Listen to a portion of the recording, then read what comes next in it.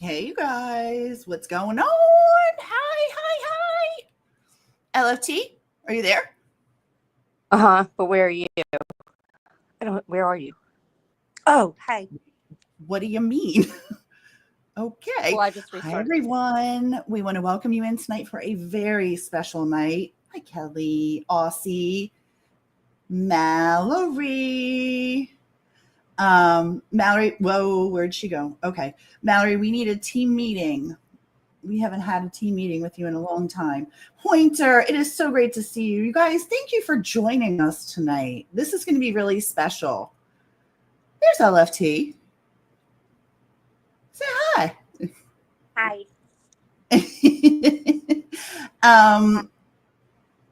We have, oh, thanks, Delina. How are you? We have a extraordinarily special guest tonight, and I'm going to pull her up right now. It is Alison Healey. Hi, Alison. State's Attorney Alison Healey, who successfully prosecuted, I'm not even going to use his name. We're going to say justice for Rachel Morin. Huge win. Hey, Risky Business.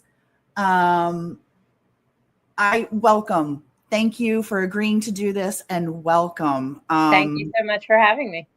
I'm looking forward to it. Delighted.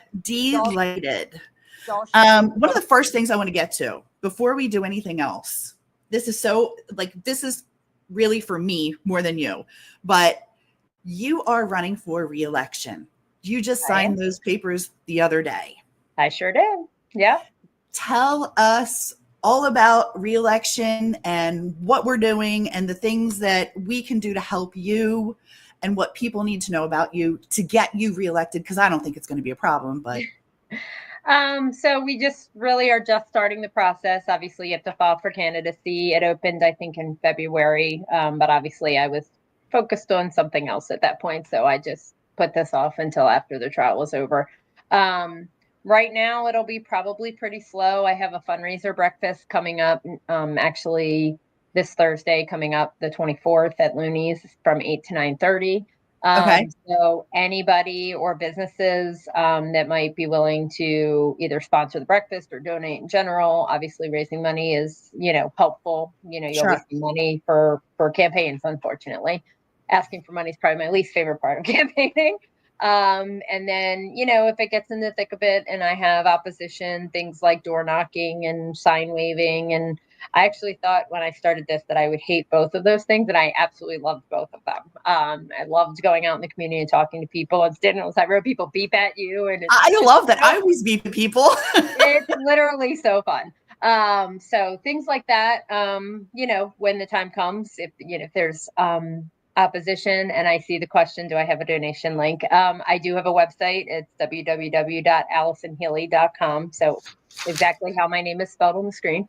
And you can just go to that and there's a donate button, and anybody can donate through there. Okay, we'll get that. So that's really where we are right now. No one else has filed. And so we'll just wait to see what the election holds. So we're very early in the process, but those are the types of things that everyone can do when we get into the thick of it.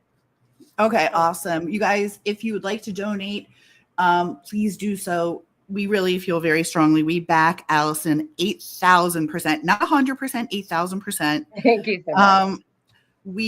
I had the opportunity of watching her in the courtroom. You guys know how I felt about that. Kelly McDonald says, hi. Hey, you have my vote, and because you're a former student. Yes, she taught me at St. Margaret's in, I want to say it was 3rd through 5th grade. 3rd grade, I think I had her for homeroom, and then 4th and 5th, I had her for like other subjects. But yes, I know Miss McDonald well, and then she actually taught for a little bit at my alma mater at Catholic High. So I know her well. Hey. Oh, you went to Catholic High. That's awesome. My daughter went to Mercy. Yeah. My daughter's 2 best friends go to Mercy. So. Oh, really? Yeah. Oh, that's cool. Oh. LFT, do you have questions before we get started? Hey, thanks, Mal. One is that sometimes I'm chiming in and maybe I'm either might be cutting y'all off or I'm on a delay. So just yell at me when that continues to likely happen. You're fine. My other no, I was going to say what I was saying earlier was that I'm so sad I didn't have the opportunity or couldn't make it there for the trial, but I just had the opportunity to have a conversation with these two even before the live. And y'all, she is not only just so brilliant and eloquent, but she is just lovely. And I'm a fan. I don't know. You're sweet. Well, Thank you. and it's also no surprise to me from the get-go that this was done all by design, having 2 female officers arrest Victor. Oh, I loved that it was a female officer who arrested him. Oh, I loved every minute of that. Me too. I must have watched that body cam 8 times just because I love Kylie Delmont and how taking no nonsense from him.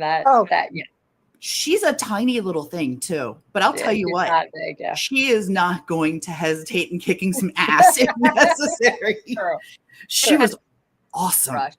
Yeah, Tia, we watched it and we would even pause. She'd be like, "Look at her face," and I was like, "I know." Even when it was like after she took the necklace and stuff off, and it was kind of looking at him, and she was like, "Really? See? Like, really? You're going to stick with Carlos?" And he's like, "Yeah."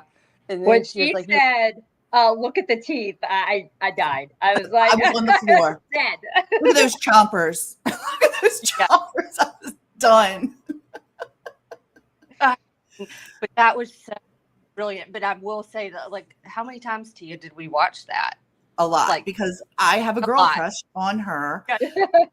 I just think, well, I like powerful, strong women. I like to support powerful, strong women. I don't like, she just was like, yes, girl. Oh, I got the chance to talk with her the night that they testified. Actually, we obviously talked and we did all of their trial prep by teams because they are in Tulsa. So we met her obviously that way, but as you guys probably remember, so you couldn't have paid me. I would have lost the bet to know that 6 Spanish-speaking witnesses with interpreters would have ended in a morning. I had told them to plan to be there for all day. Like, that went like way faster than we anticipated. So we had to like act on the fly at that point because we had like 1 or 2 backups, but not a whole afternoon's worth of backups. So they had gotten off the plane at 10 a.m. I'm calling Sergeant Maddox being like, I need them to come like today. Like, I can't call them in the morning. I need them today. And we had told them that was a slight possibility. Mm-hmm. They literally took them from the airport to the sheriff's office to change, came to the courthouse, moved the barriers, dropped them in, like let them down the street to come into the courtroom. We never said hi. We never said thank you. They literally are. The first time we spoke to them in Maryland was like, okay, it's your turn to testify. Come on. And you're up. And you're up. Right. And so they were taking them out to dinner that night afterwards. So I went out and had dinner with them. So I got the chance to like sit and actually like say thank you, first of all, but also, like sit and talk with them. And she is She's such a cool person. She really is. She is. I went out. I'm actually Miss Markham's testimony to go out and thank Delmont because when she left, I was like, this is my chance. Yeah. And I went out and thanked her, and she was with Sanders, and it was just a really, really cool moment. And I told her, I was like, listen, I mean, I don't know if you know this, but there's like some underground Twitter thing about you. Like, people are all about you. And she was like, you gotta be kidding. I'm like, no, search yourself. Don't. I'll have to tell her. I still have her number. I'll have to text her. Yeah, oh, she's just wonderful. Everyone here loves you. Yeah. Well, she was just such a badass, and the way that she, I mean, I'm just gonna say, she manhandled him. She was just like, he was not a big deal to her. Yeah. And for all of us watching, it was such a big deal. Well, and then there was also the part where, I don't know if you caught this, but like she understood Spanish and he didn't know she understood Spanish. And so the security guard who he had passed the phone off to, right, who was like saying, this is his phone. And at first he was like, it's not my phone. It's not my phone. Right. And she says, like, in the background, like, basically, he just said, stop fucking lying. It's not your phone. It is your phone. You know, like, whatever. And because she could understand everything they were saying, but they had no idea. And he kept saying, Juan Carlos. And she's like, no, Mr. Antonio Martinez Hernandez. That was so great. Yeah. She just, what? I'm sorry. That was me talking about. Just had this eye, like, even when, you know, she would ask a question, and if you look at her and that body came, just almost like that side eye, but there's an air of, I typed it in the chat. There's an air of confidence where she knows you're, shut up. Like, we know. Yep. But we know who you are. Yep. For sure. I dare, this will be fun for you, sir. Like, if you want to continue on this road, but God, that, and then y'all, I promise, I am actually so glad to know that Tia did not know that y'all went to dinner or ran into people at dinner one night, because I'm not there. I would have been like, we cannot go. We are not going there. Do it. And well, we suggested all the Maryland thing. They're like, what are we getting? I'm like, crab cakes. I think Kylie, at one of our detective suggestion, got stuffed rockfish because that's like so Maryland. So she liked it. She liked it. So we said all the crab cakes. Get all the Maryland crab you can while you're here. Oh God, yeah. Crab cakes and football. That's what Maryland's all about. That's right. Some people like baseball in this town too. You know, it was a baseball town before it was a football town. So yeah, it's true. I'm a big Orioles and Ravens fan. So yeah. I'm from Michigan. Okay. I struggle because I'm not going to lie. Well, here's my conundrum. Okay. John Harbaugh is brothers with Jim Harbaugh. Yep. Jim Harbaugh was the University of Michigan coach. Yep. My home. So by proxy, they're both really cool, I guess. Great. Go with that. I'm a huge college football fan. Oh, so I'm the opposite. I can't, like, I'll watch it, but I can't get into it. I mean, I was an athlete growing up, so like I'm all the sports, but what did you play? So in college I played soccer and lacrosse. I also played basketball in high school. So okay. Mel says they tried to get me to play all three in college. I was like, yeah, no. Let's go Cubs go. And you went to Goucher. I did go to Goucher. Yeah. That's awesome. Yeah. You went for educating and teaching. First of all, let me say that came through very evidently in the trial. Like how the preparation and how you explain things. I was like, she is when I saw this last night, I was like, oh, she taught us a thing. So it's really interesting. My whole story is very interesting. Tell. So my whole life I'm going to be a teacher. I'm going to be a teacher. I'm going to be a teacher. And then, so I went through undergrad. And I think it was my junior year of college in the summer. I can tell you exactly where we were. We were on the boardwalk in Ocean City. I can tell you exactly where we were when I said to my parents, I think I may want to go to law school one day. And the plan at that point was I'll teach, I'll go to law school at night, some point, I'll do this, whatever. But then I did my student teaching, and I had gone to Catholic school my whole life. And this was back in the day when the MSPAP test was the rage, and in order to get money, you had to get certain scores.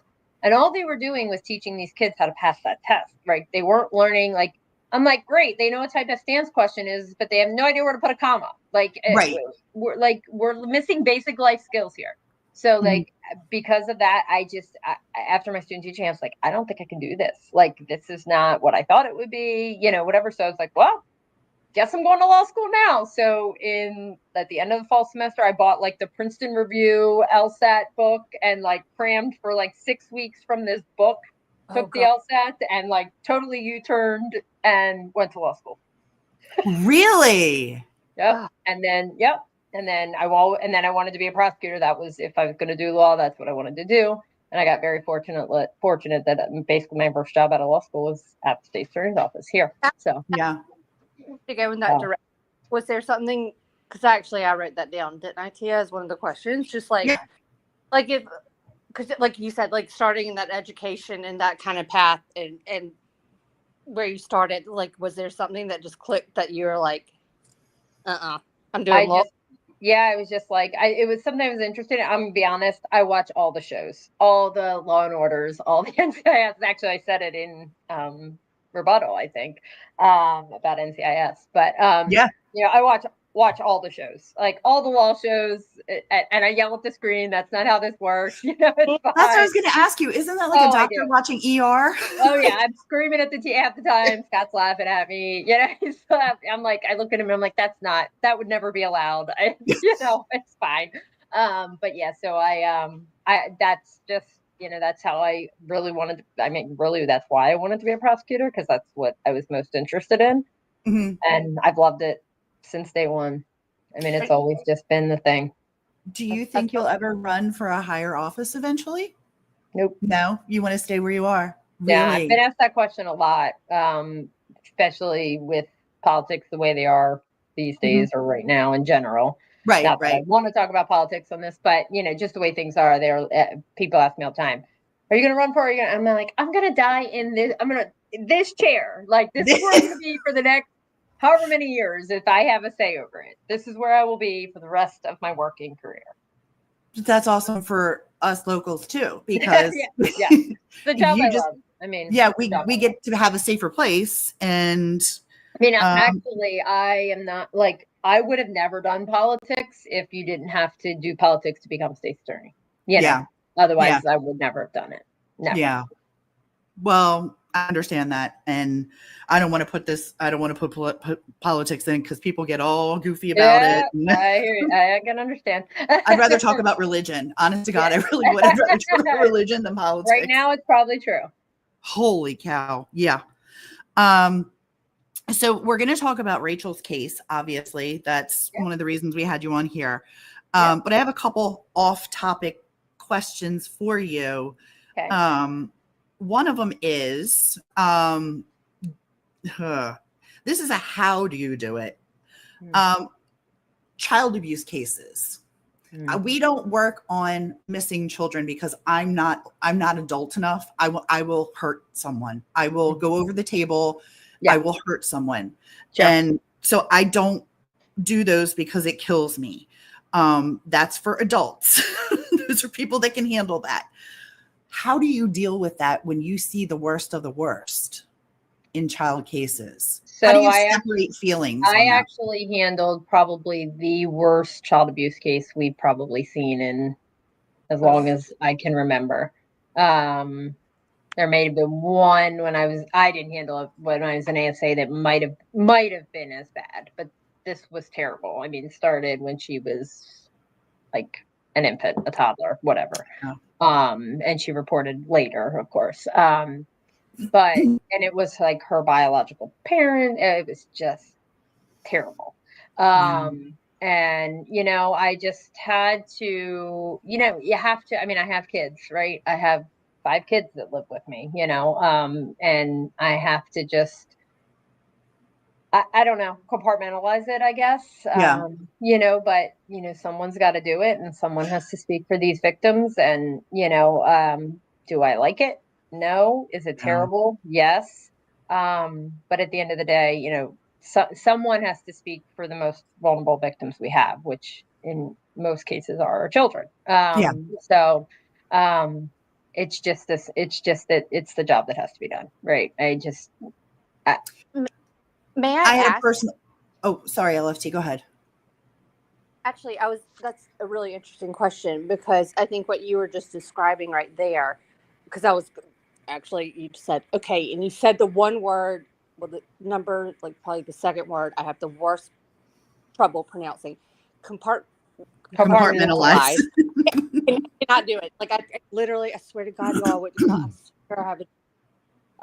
I cannot say it, but that was actually one of my questions, was like, how do you handle that? But the reason I was also asking, because I think of someone, and I'm going to insert Tia here, as like, she and I dig into stuff. Like, we see, you know, crime scene photos, we do all this and whatnot.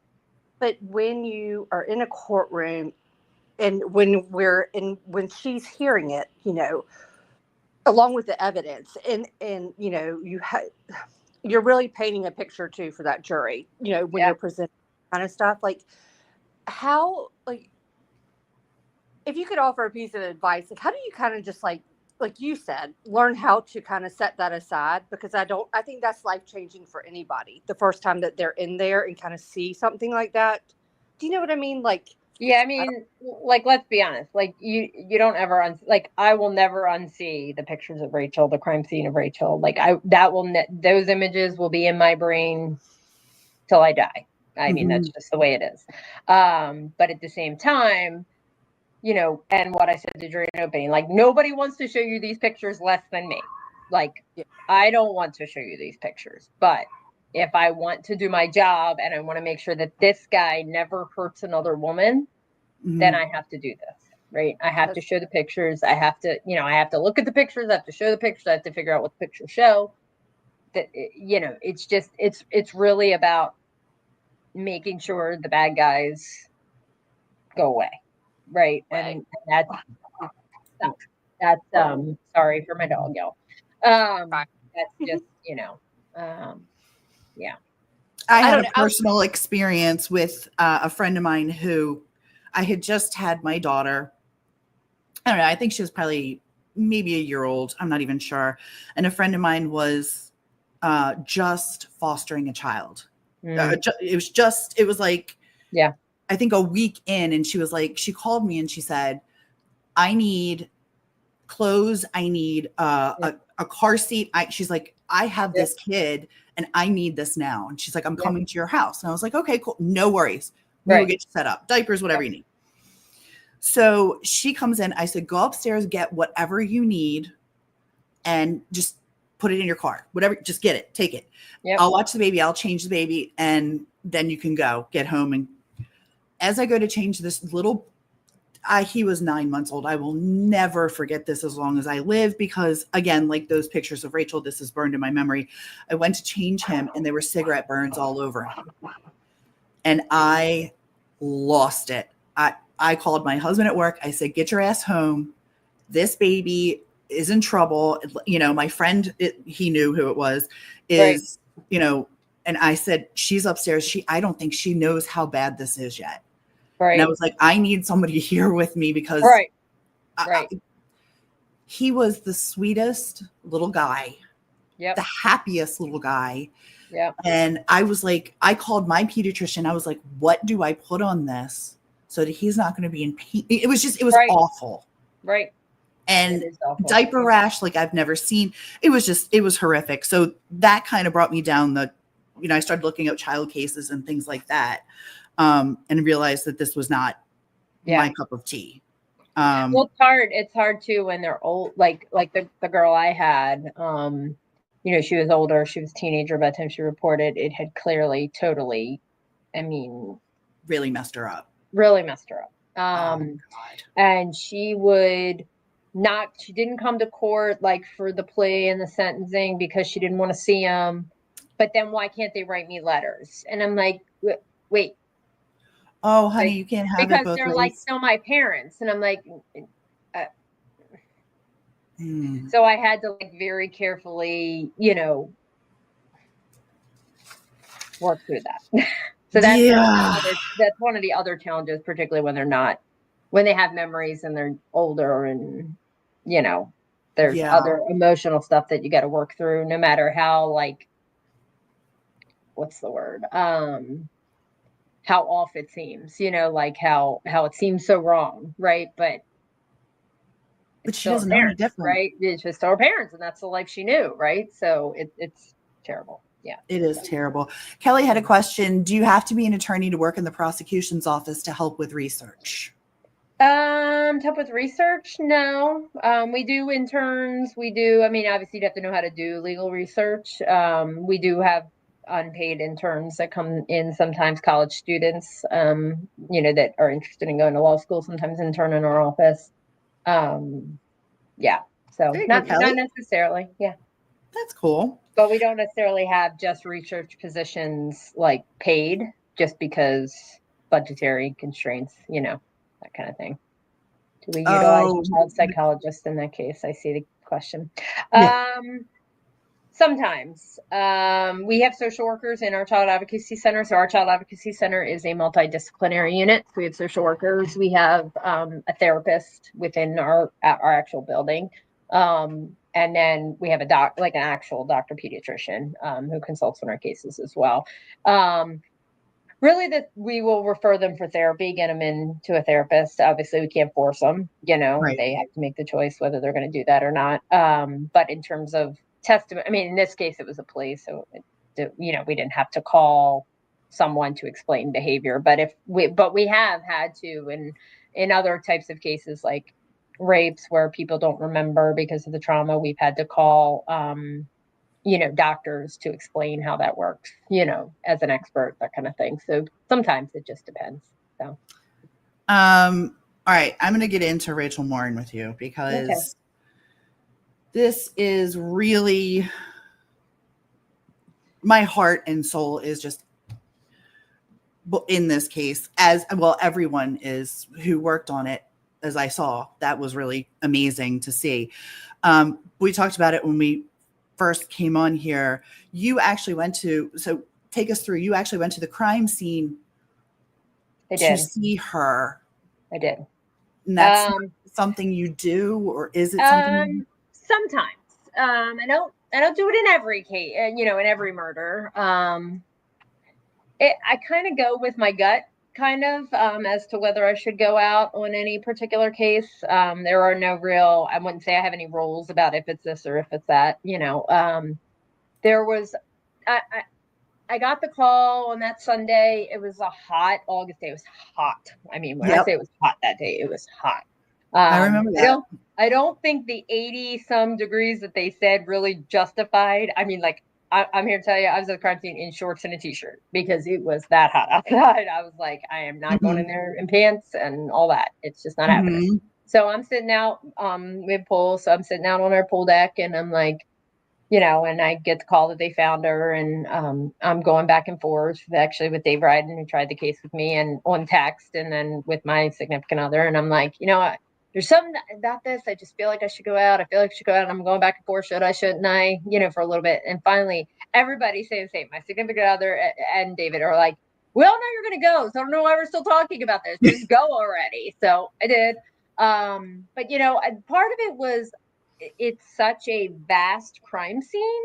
Like, it's not a house, right? Where the pictures, I can figure it out from the picture. Like, this is a huge area that goes 1,000 different directions. And I was like, I just feel like I'll have a better sense of what's happening, and where it is, and understanding the photographs and all of that if I just go. And so I went.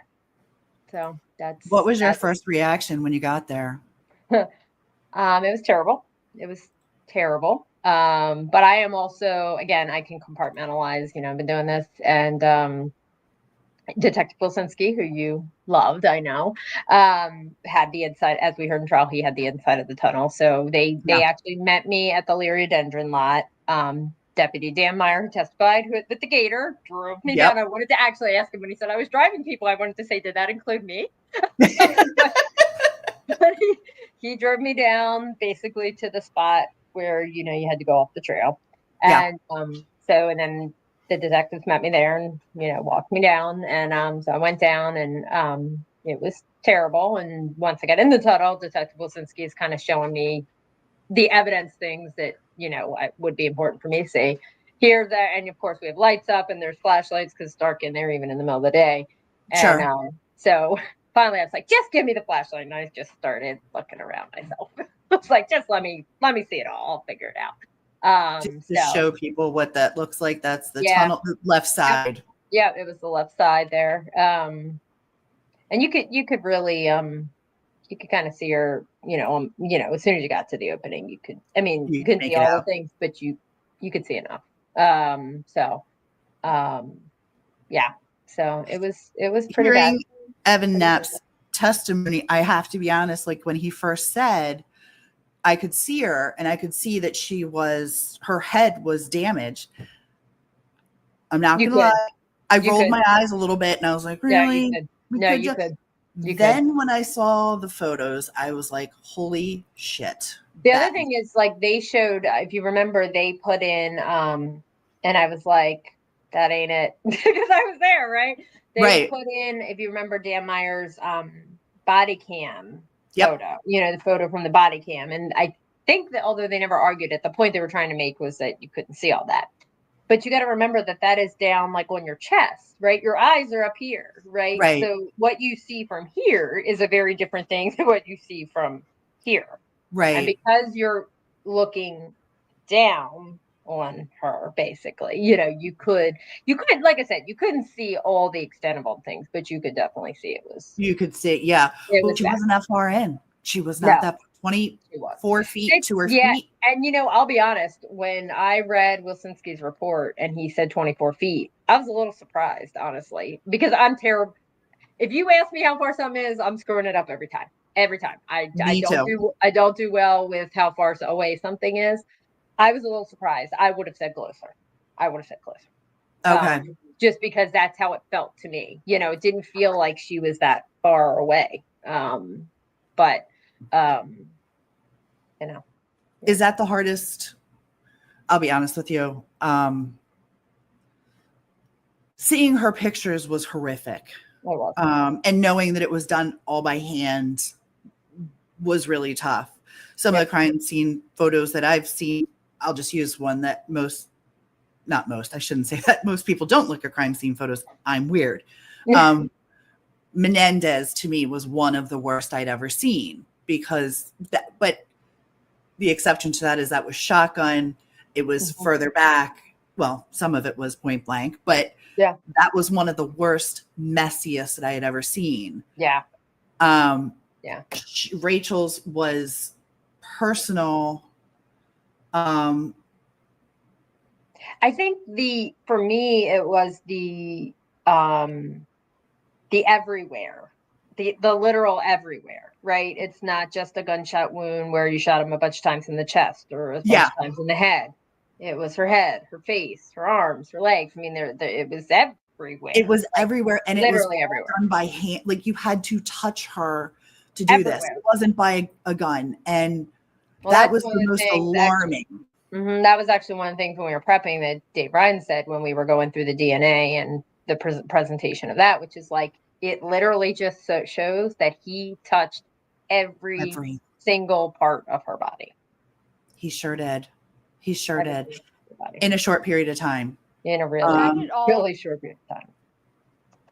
Is that at all sometimes like confusing? I mean, in your perspective, not speaking, for everyone, but just because like I feel like this, like the strangulation part shocked me personally because I would, you know what I mean? Like when on your average day, like when you talk about a situation like this, like the strangulation and how personal that is and the time it takes, granted circumstances within that tunnel at the time may not have, it may not have been a lengthy process, but was that at all shocking to you with how the fact that she was strangled? A little bit. I'm going to grab water. I'll be right here. I would say no, only because my background is in domestic violence, or a large part of my prosecutorial background is in domestic violence. So, one of the things we know about strangulation is it's about control, and so it didn't really surprise me based on kind of what we know about him. I also think there's probably a piece of it that had to do with she was fighting back and trying to keep her quiet. So I think between those two things, it didn't totally surprise me. No.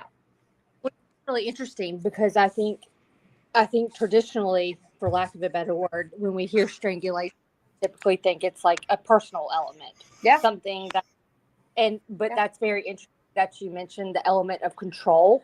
Mm-hmm. That just, I don't know, it just resonated with me, going like, it just pinged in a way of going like, gosh, that's another element to consider when you look at things. And I have to be honest, I don't think I looked at that in the moment as a control. And thank you. I mean, his victims are always unconscious.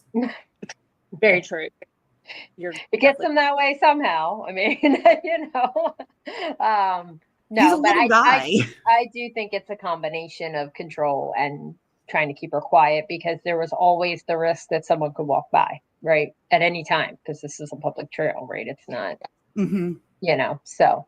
And they're out there at that hour, especially that time of year. And I've seen he has been nice enough, like, well, we kind of do it together on Zoom or something, but she's walked us on that trail, and to see, it's like walking the Greenway. Sorry, that's how I refer to it here, North Carolina. Like, after the, end of day, Friday on, whatever, just families. Like it may be like, you'll have like moments of like where it's like a handful of people and then maybe a sparse, but it's always like there are people there.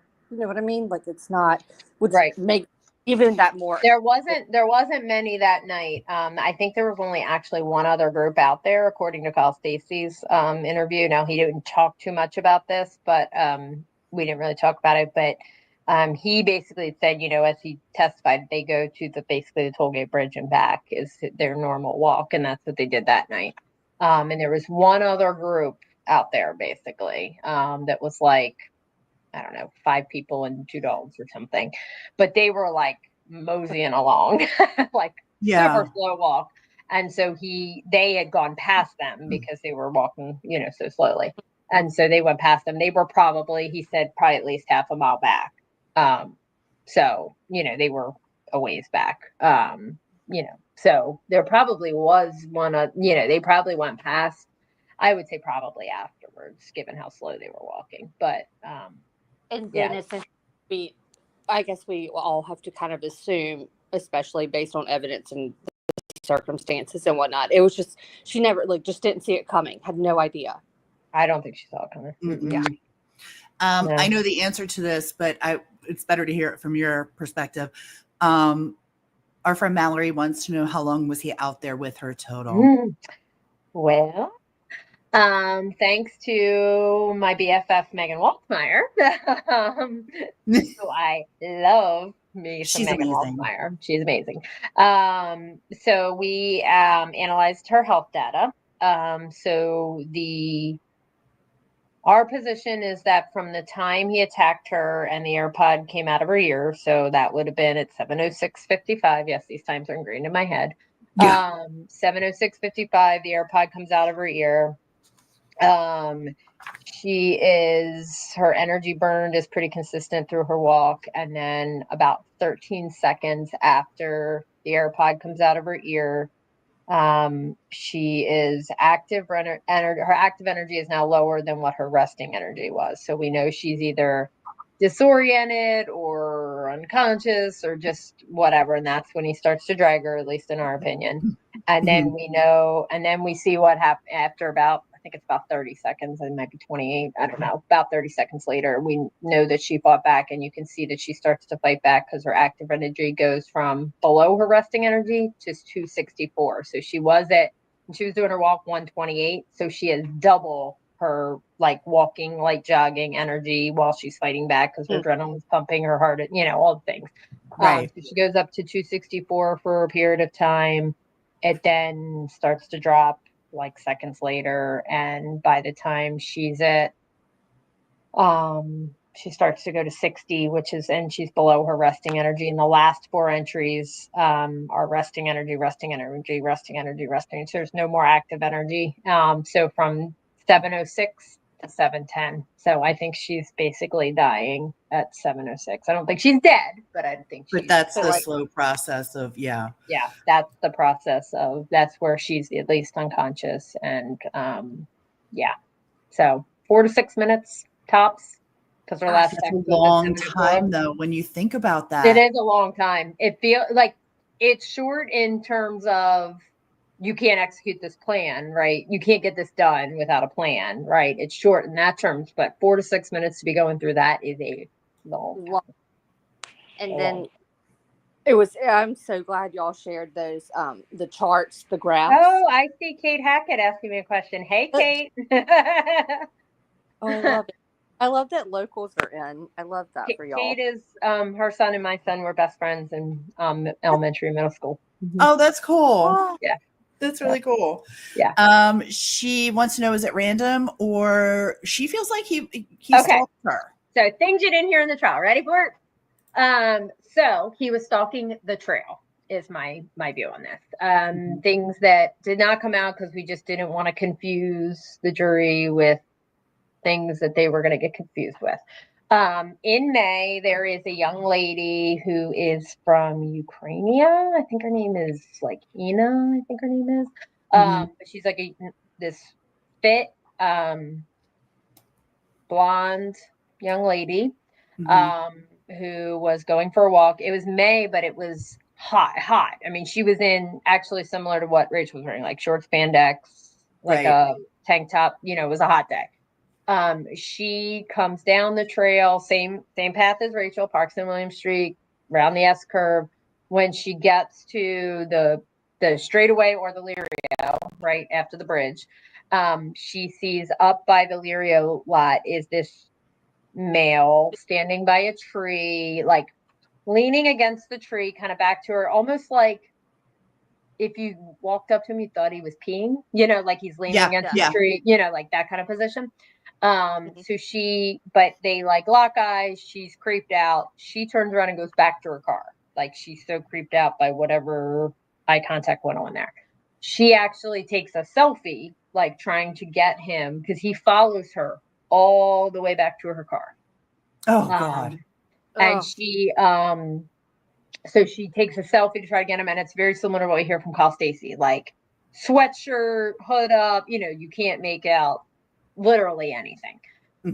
So that happens. She gets a video of him actually up in the parking lot as well, like walking by her car. Like I said, can't make out anything. He's totally, hood up, whole thing. So that happens in May. In July, there's a mom who gets a break from homeschooling, and so she decides she's going to go to the Mom Pa Trail. She reads for a little bit in the Lirio lot and comes down same side of the trail, where the Ukrainian girl saw him, and she sees him. I think it's him. She can't identify him. If she could, she would have testified. But she sees him like leaning against a tree. They kind of lock eyes, and then he like grabs his phone and like pretends like he's, playing on his phone or whatever. And she goes on and does her run or her walk, whatever. And basically it was creeped out enough that she was like, I hope that guy's not there when I get back, Right. But she is actually the person who helped create the sketch that they had. The amazing sketch. It is a very good sketch, but I don't need a jury analyzing whether it looks like him or not. Like I just don't need them deciding whether the nose is right, the ears are right, the forehead's too big. Like I don't need that. So and that was like the week before. So my view on this is he was like hunting the trail.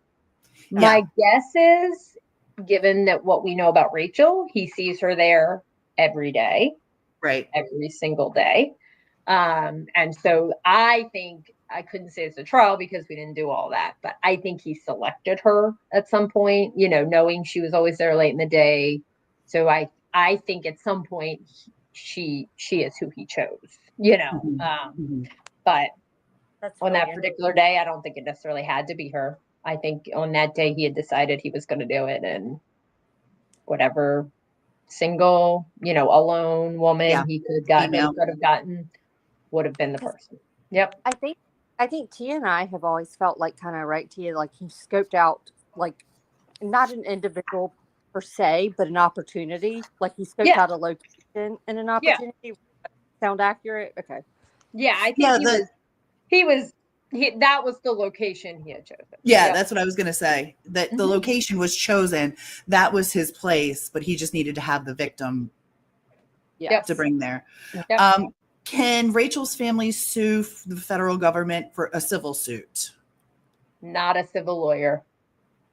Like There you go, that Liz. is not my area of expertise. I know that our other illegal immigrant case, Walter Martinez, I know her family, I think at one point was talking about that, Yep. but I don't know what has happened with that at all. That's not my area of expertise, so I try not to talk about those things. So I'm going to lead you down the shovel path, but then The I want to shovel, come I back see and it. talk about Kayla after we answer this one, just so people understand her to answer the case. second part real quick of that other question, no, we never found a connection between Rachel and him at all. No, nothing on her phone. Nothing. I mean, we searched every name, every possibility, every Facebook we had for him, everything we had for him, and there was never any connection between the two. Yeah, and you guys also searched every part of her social media too. So there was a cross As too Detective between her. Golden said multiple times, he went through it and went through it and went through it, like looking for, for all those months while we're trying to find the name, right? He just kept going through it because what else, at that point. Yeah. So, the shovel, no, I do not believe he hit her with the shovel. I don't know that for sure. I think he was using the shovel to get through the brush, basically. I mean, you can see in this picture, but the brush, the sticker bushes, I mean, having been there, it was just a mess. So I think the shovel was more to help him get through the woods more with more ease. The Emmy, when we met with him and as he testified, all of her head wounds were lacerations, which means they're from blunt force trauma, and it just basically hitting and tearing, not a cut like a slice. And I asked, what about and he said the edge of the shovel, like it would not be consistent with. I think he just hit her with his hands, to be honest with you. Yeah. To disorient her. So the shovel, the only reason we talked about the shovel, and Tia and I talked a little bit about this before I came on, but is it was in the DNA reports. So I am always of the mindset that if there's something out there, like I don't want it to be an aha moment. Like let's just acknowledge that the thing exists and how do we think it plays in, and deal with it. It had sat out in the rain, it wasn't found until 8 days later. And there were two, I can tell you that night, when I say, like, I think there was a tornado that night. I mean, It was a torrential downpour that night. And then another one a couple days later. So not surprising to me at all that there was any, like no DNA on it because it would have all washed off. Right. But I do not think it is a coincidence that, like I said in my rebuttal, that it goes tunnel, her watch, the shovel, the exit to the Lirio, his house. I mean, it is almost a straight line. It is.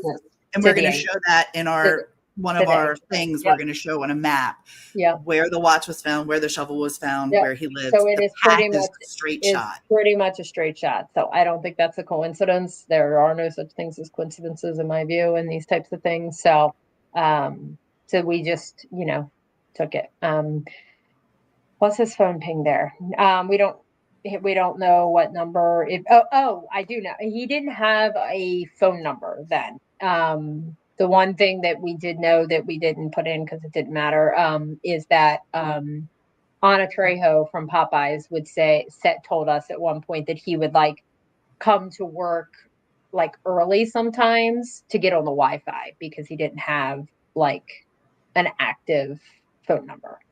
So I don't have a clue what number. Eventually he did get one, which we know from the family in Temple Hills, but at that point I don't think he had a phone number.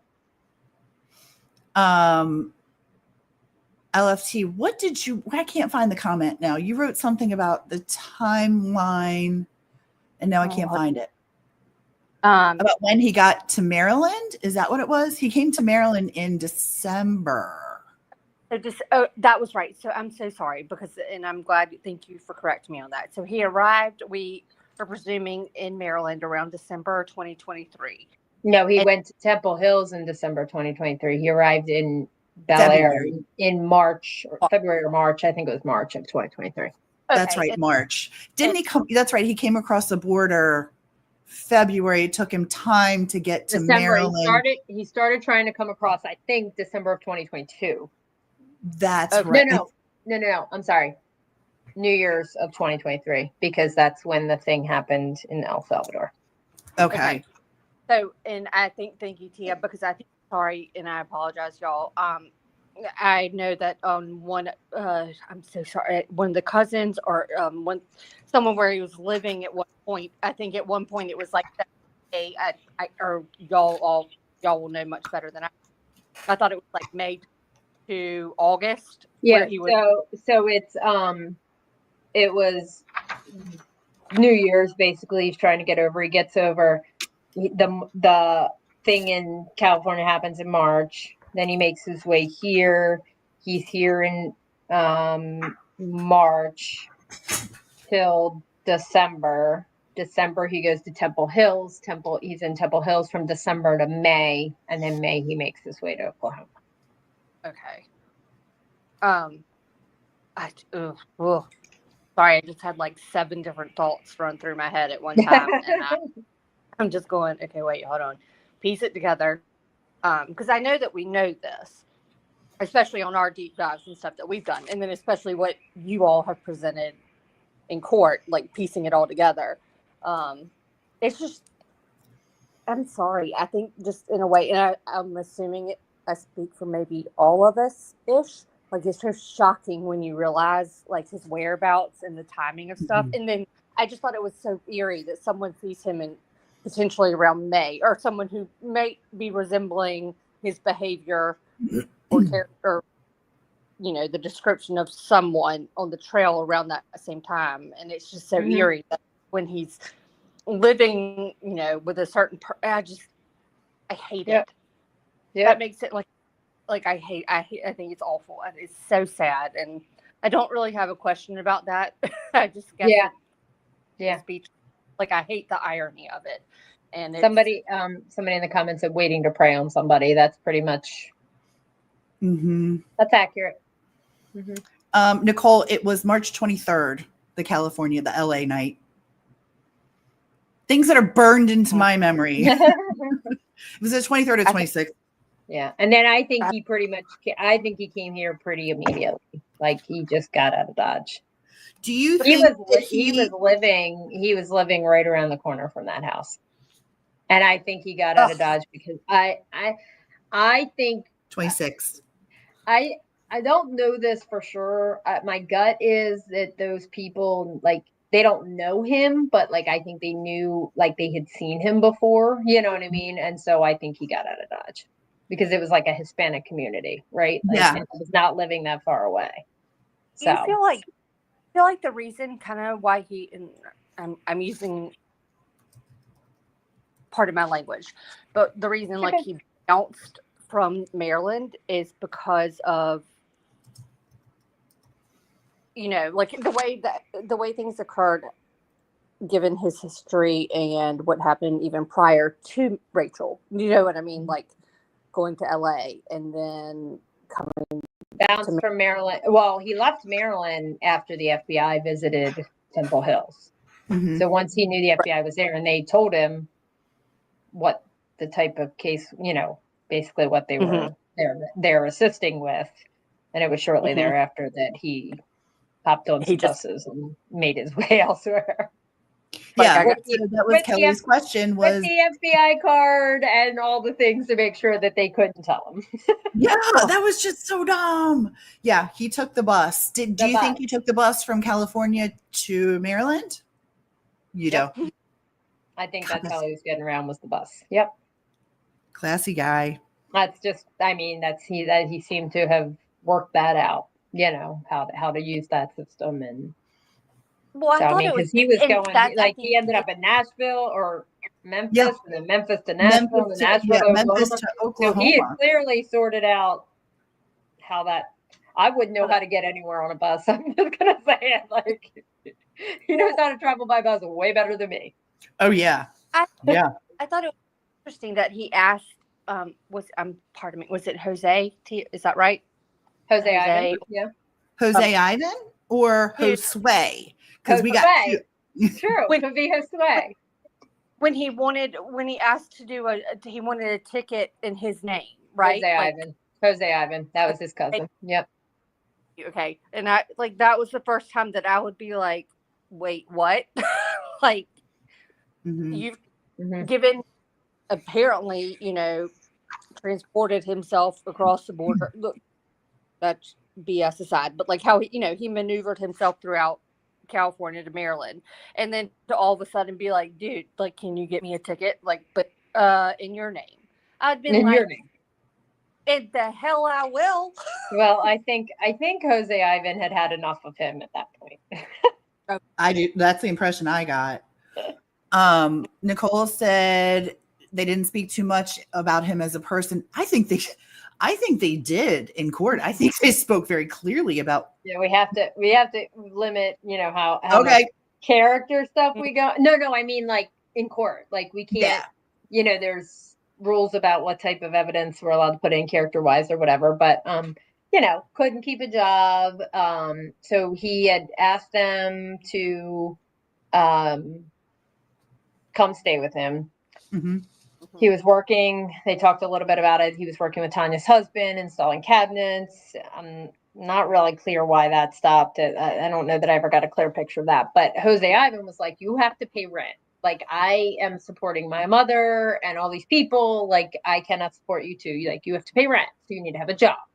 So then he told him, go to Home Depot. Cause like, I don't know if everybody knows this, but like, they go to Home Depot in the morning and all the contractors gather up some friends to take to work with them. Right.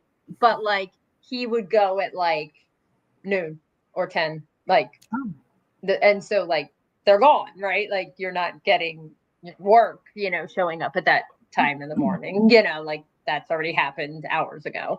So then he got him a job at the restaurant, which he touched on, that he had worked at the restaurant, like cleaning tables or whatever. He lost that job because he was drinking at work. So Jose Ivan had his fill of him. He was a great witness too. I felt bad for his family though, because imagine learning what they're learning now. Did you hear that Tanya collapsed in the hallway after her testimony? Yes. I did not know. I mean, I didn't know it till lunch or whatever, but and I didn't actually know. I mean, I assumed because she had that head wrap on that she had been diagnosed with cancer, but they had never like outwardly told us that, and I certainly wasn't going to ask. Sure. But apparently, like, with stress and I guess being sick, this isn't the first time that's happened, but apparently she just straight collapsed. Our like victim witness person like caught her, and it was like a whole, and I was like, did they call an ambulance? And they were like, no, because Jose Ivan was like, this happens, just give her a minute and some water and she'll be fine, with stress, I guess. So yeah, I did hear I heard about it, but I didn't. They were saying there was a big commotion out there, and I didn't hear the commotion. I didn't hear it either until at lunch. They were like, Tanya collapsed in the hallway. I was like, I'm sorry, what? Yeah, because I had no idea. That's a lot of information to have come at you about somebody that you had living in your house for months. I froze for a second when she said, I don't see him in the courtroom, and I was like, wait, what? And because she hadn't looked all the way to her right, she had only like looked at us, and she was like, and I was like, and do you see Victor in the court? And she was like, no, I haven't. And I like froze, and then she looked around something, and she's like, oh, he's right there. Okay. Like, I got nervous there for a second. Mallory asked, did his family know about El Salvador or Rachel? No, they had no idea. No idea. Actually, they were so they were not close. Like, this, what he told the police about, like, I knew him when I was 12 is actually partially true. Like, they were not close. they've been here for a long time. You know, like this was not somebody he was close with growing up. They came to the United States. Jose Ivan actually, I think if he's not, he's either a permanent resident or a full citizen at this point. Like he's, you know, squared away, all things. So they've been here for quite some time, or at least he has been. So they had no idea what happened there. They didn't really know him that well, which is why Jose Ivan was a little hesitant at first when he reached out to Edith to let him come stay, because it's like, okay, he's family, but like he's not someone we're, you know, but okay, he's family, and that's how Hispanic culture is. That's what I was just going to say. Is that a cultural thing? There was a lot of, we're going to help you get established. That word was used several times. I think it is. I really do think it is. And so they were like, okay. But they had no idea. And actually, one of the things they said to me in the meeting was that, in our prep meetings, was that actually the mom said it, Edith said, like when he contacted her, she specifically asked him, like, have you gotten in any trouble? Like, we don't want any trouble in our house. Like, is there anything that's going to follow you here? You know, whatever. And so when this brought the spotlight onto their house, yeah, they were not real happy. Not real happy. So, LFT, what was your question? Ask it. Okay. Did they know anything about California? I'd say, and then no. Mal just actually had a great question about that too, because I was assuming assuming not because of your answer a couple minutes ago, but then Mal just asked a very interesting question, saying, did his family members when that DNA connection was made in CODIS, before we knew a name, but a DNA connection? Yep. Did the family or anyone ever come? Well, I guess. Hold on. Let me look at what. Sorry. Let me look at what she wrote. I'm zooming in. Did they ever see the video from California? Yes. I think. Yeah. Thank you. I'm gonna guess no. I want to say no because they didn't. I mean, I also like that video is tough, man. I mean, I'm gonna be honest. It's kind of the back, it's the side profile, you know, it's tough. I don't think that they had ever seen it. I think they had the flyer, but I think at that point they had kind of identified them through the forensic genealogy as a potential family member. And so they had sort of a little bit of a family tree already built when they went to the Temple Hills apartment, you know, who might be related, you know what I mean? And what they thought that family tree looked like. So I think at that point they were less concerned about, is this the person, you know, is this, you know, whatever, and more focused on how, you know, or any, you know, has this person been here? You know what I mean? Because they had some names and, you know, whatever. So I absolutely, and Tia, I think would tell you, like, how much did I get? Like, I was just so into the forensic genealogy and genetic, like, it's another thing I had to learn so much. A 2.5 hour conversation with the FBI to learn all the things. This binder is full with her notes. FGG, IGG. We have laws. We have all the things. Well, we're like the only state, and if not the only one of the few, that we have to get a court order to do it. Oh, you want to take that one, LFT? Oh, is it 3? Is it 3 states? Okay. I know it's not many. I mean, I know we're one of like almost none. You'd be out, y'all. It was like Maryland and Utah, like the early days. Montana was the other one. Montana in like 20, am I right? Like 2017 to 19-ish. And then Maryland, though, really kind of started to hone in on like the benefits of it, but decided to put up almost like these barriers, like the legal barriers and laws surrounding the usage of, you know, to protect. I think if I'm right, oh my gosh, I don't have it all out in front of me, but that was, and I have to admit, excuse my French, that was the damnedest thing for me, that I was like, this is the most ironic shit that I've heard in a minute, that the defense is questioning the DNA in a state that is really honed in and really attempted to regulate their laws when it comes to the usage of that and to ensure that they're doing it appropriately. and using Well, it. it ended up, Like, I mean, with, they wanted all kinds of information in discovery, which we fought in the motions hearing because it's really not relevant because it was just an investigative lead that got him to this house, right? It's the equivalent of, this is what I actually argued. It's like if someone called the drug task force and said, we think someone's dealing drugs out of the lodge, right? Mhm. Then they would go and they would do an investigation, right? And they would do some undercover buys and some surveillance and, whatever. And when they prosecute them, they're not disclosing the tip or the, the tip that got them there. They're just disclosing the investigation that happened at that point. And that's really what this was. And he had no standing to argue that anyway, because he wasn't found in those IgG databases. Right. Family members, right? So you don't have any standing because your DNA, it's not like they said, oh, we have a match. No, Yeah. it's like, hey, we think we have some family members of yours. Mhm.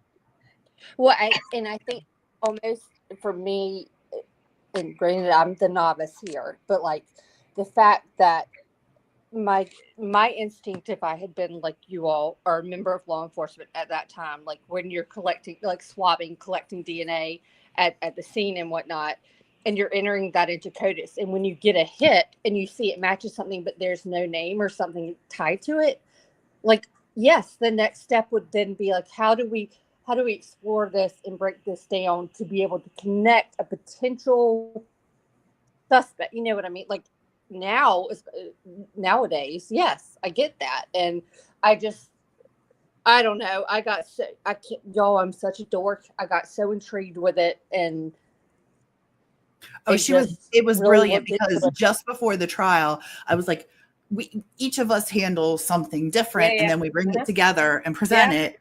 And I didn't know anything about that. And she had all the notes on that. And I was like, you need to teach me. And she's like, we don't have time. So she's literally taking notes, sending them to me. I'm throwing in I'm trying to read. I'm trying to learn.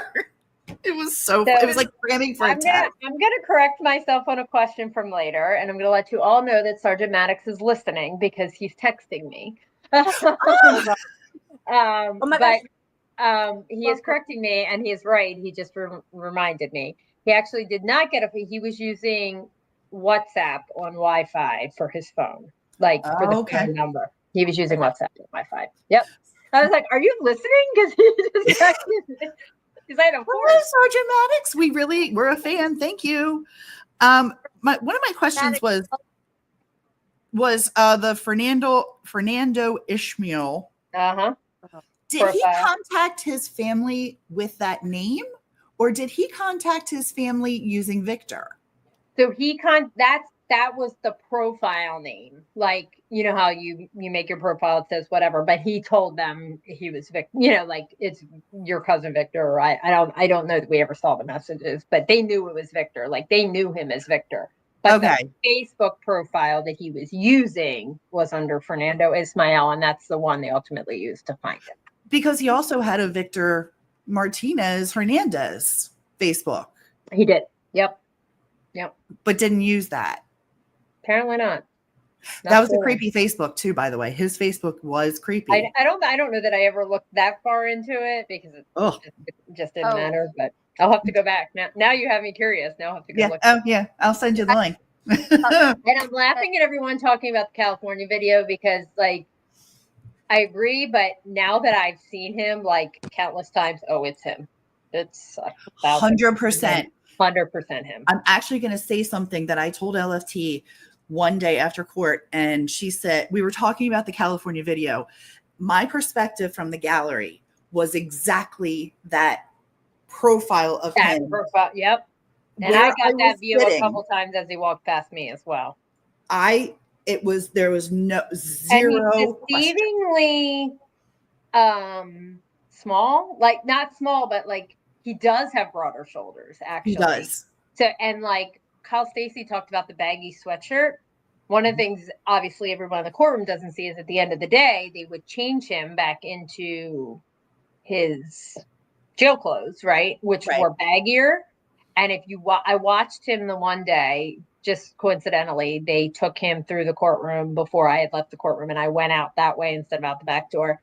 And I saw him walking from behind with the baggy and his shoulders looked so much Broad. wider in those clothes than they did in the dress up, tighter fitting Yep. clothes than, and I'm like, I wish I could take a picture of him like this and show it to the jury. I mean, that's what I want.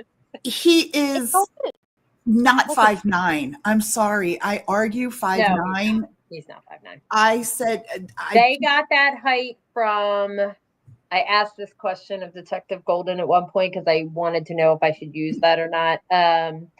They got it from. Hold on, give me a second. I'll come up with it.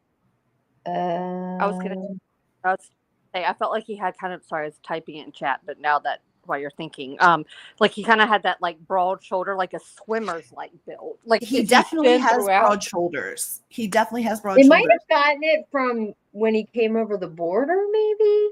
Okay. I can't remember. They got it. It was listed. California, from the California police reports is where they got it, from the California. Okay. And I think that was on a good day. I think that was probably a description that he gave him, that they had given at that point, kind of same way as what we saw with Cal Stacy, right? You get a quick glance and you do the best you can. But I think, that was the height and weight that they used. They used what they had from the California report because they had never seen him in person when they got the arrest warrant. We had never seen him, so we had nothing to go by. And y'all, at the very beginning too, like a part of me is just like I understand California may have a higher rate of certain things. You know what I mean? Like police activity, just nightly calls kind of deal. But I will say this. I will give them credit though. I am so glad they collected evidence from there and they entered it just like, you go through the protocol, entered it in. And I am so glad that they did that because. Well, that's what I said, that this case, Rachel, getting justice for Rachel, it wasn't just getting justice for Rachel. It's getting justice for the woman in El Salvador. It's getting justice for the people in California. A lot of it hinged on that because we don't know if California's ever going to get. I mean, I have my theory on that one because I know if we lock him up forever and ever. Who cares? I've never spoken to them, so I have no reason to know. But if we lock him up forever and ever, I don't see them spending the money to bring him back there to try him on that case if we have him locked up for all of eternity. Exactly. But I'm so glad that evidence that they did collect from there in a way almost kind of does. Well, it gave us an idea of how bad he was, right? Yeah. I mean, yeah, exactly. And I don't think people understand yet. He's very unassuming. Oh God, he makes me. He's very unassuming when he's in person. He's not a badass. He doesn't walk with that air of confidence in any way, shape, or form. I said it before. I stand by it. Although there were parts of that trial he was very smirky. Let me tell you, I was having a hard time Monday, Wednesday, Thursday. I started to see a little something, but that Friday and Monday, I was livid. Yeah. And I loved, and I will tell everybody when the cows come home, Richard Tobin, I thought we were almost going to have another trial.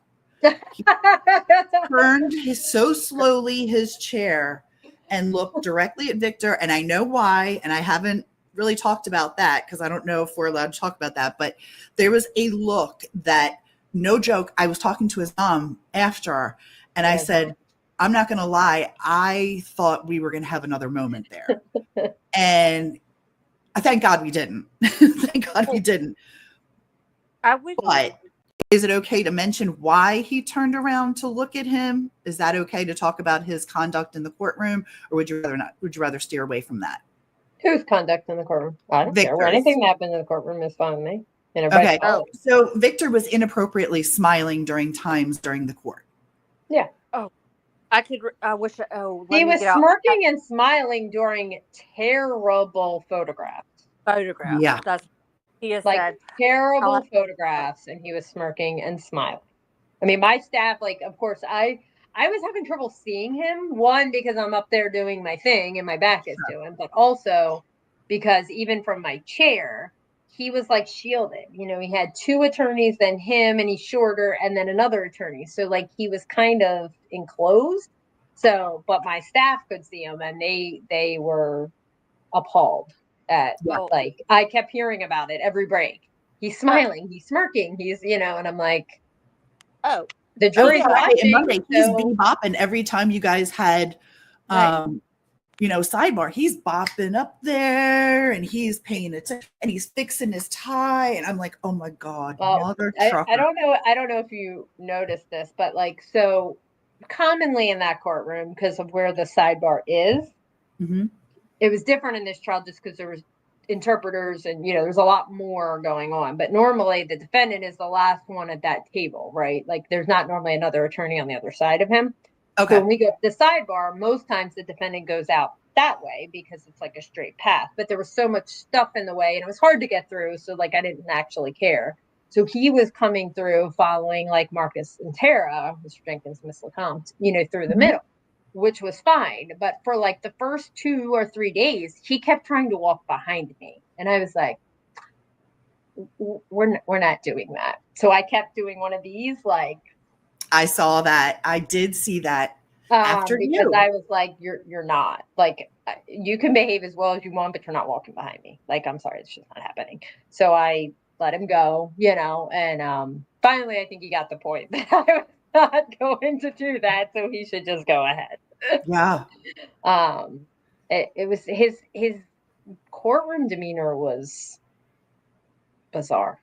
It was insane. It was insane. Bizarre. But you know what? The jury watches that. Like, that's the thing. If I were the jury, I'd be watching how a defendant is responding to things, right? Like, is he really mortified and grossed out by these pictures, or is he not because he's seen them before?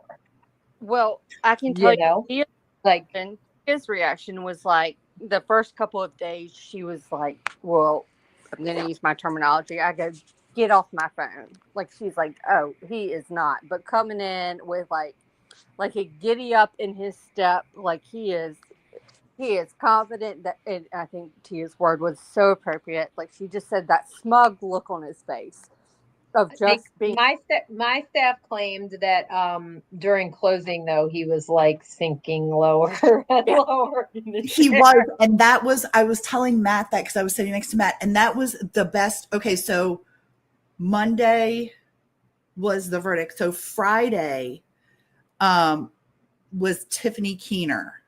And another rock star. Oh my God. Is she, that was, I'm not gonna lie. When we started that process, I knew where you were going, but I was like, can we just get there? Can we hurry up? Like, it was just, there was so much information and I was eating her up. She was such a great witness. But you had to do it in stages though, because they wouldn't have understood the end results if you didn't do it. It was stages, so much information, but when we got to it matched, he just kind of went and sat back and I was like, there it is. There it is. And then spent like 8 hours like after her trial prep meeting. So I was telling everyone didn't hear this, but before we came live, I was telling you that we did like a rehearsal with every single witness we called. And so we met with Tiffany and I went through the questions and gave her an idea of how we were going to do it. And we kind of talked through. And I said, we're going to do it by stages, whatever. And I spent like 8 hours on the redoing of those questions, trying to figure out.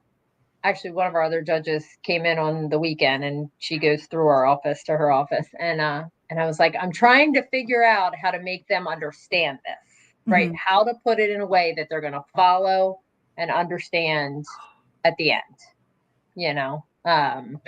and so you did it. Yeah, you totally did it. Yeah. And it was awesome. It was, like I said, you took us from the beginning and walked all the way through. In the middle is where I was like, oh my God, can we hurry? Can we hurry? It was like a movie where you're like, this is the best part. Yep. And there just kept coming more information and more information. And then when you hit it matched, I thought that was going to be the peak. And we were like, no, that was just the beginning. That was just one of like 4. Right.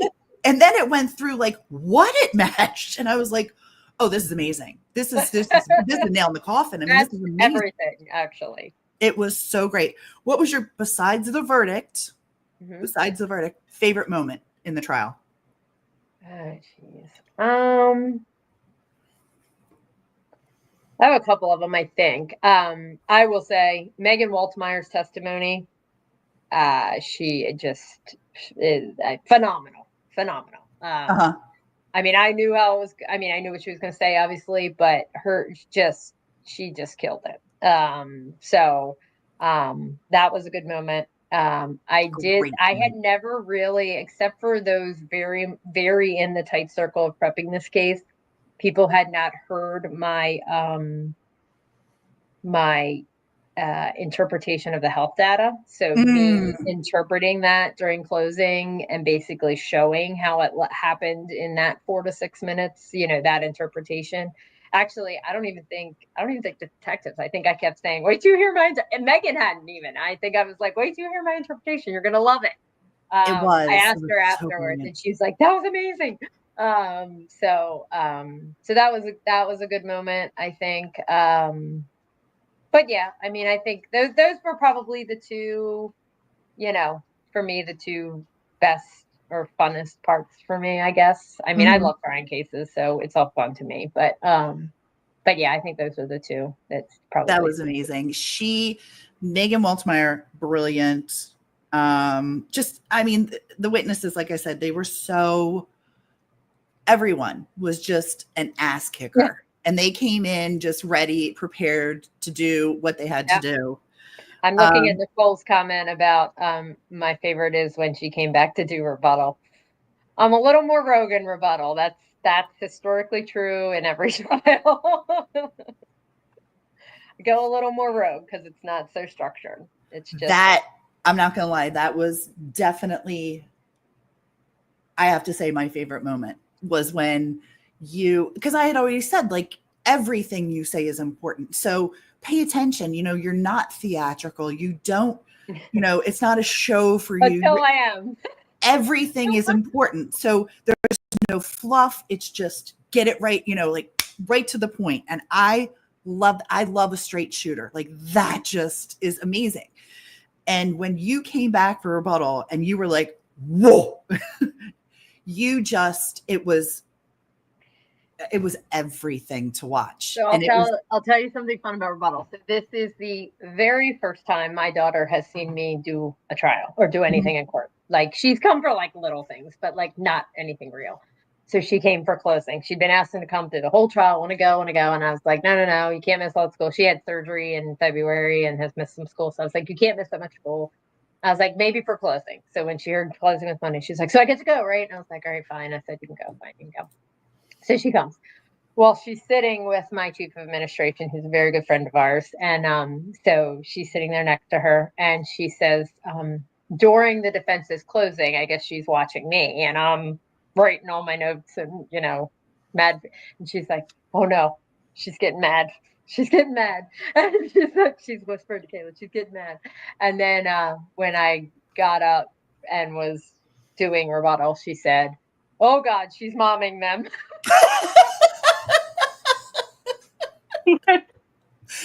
It was great. It was so great. Kelly asked, what was said in the rebuttal?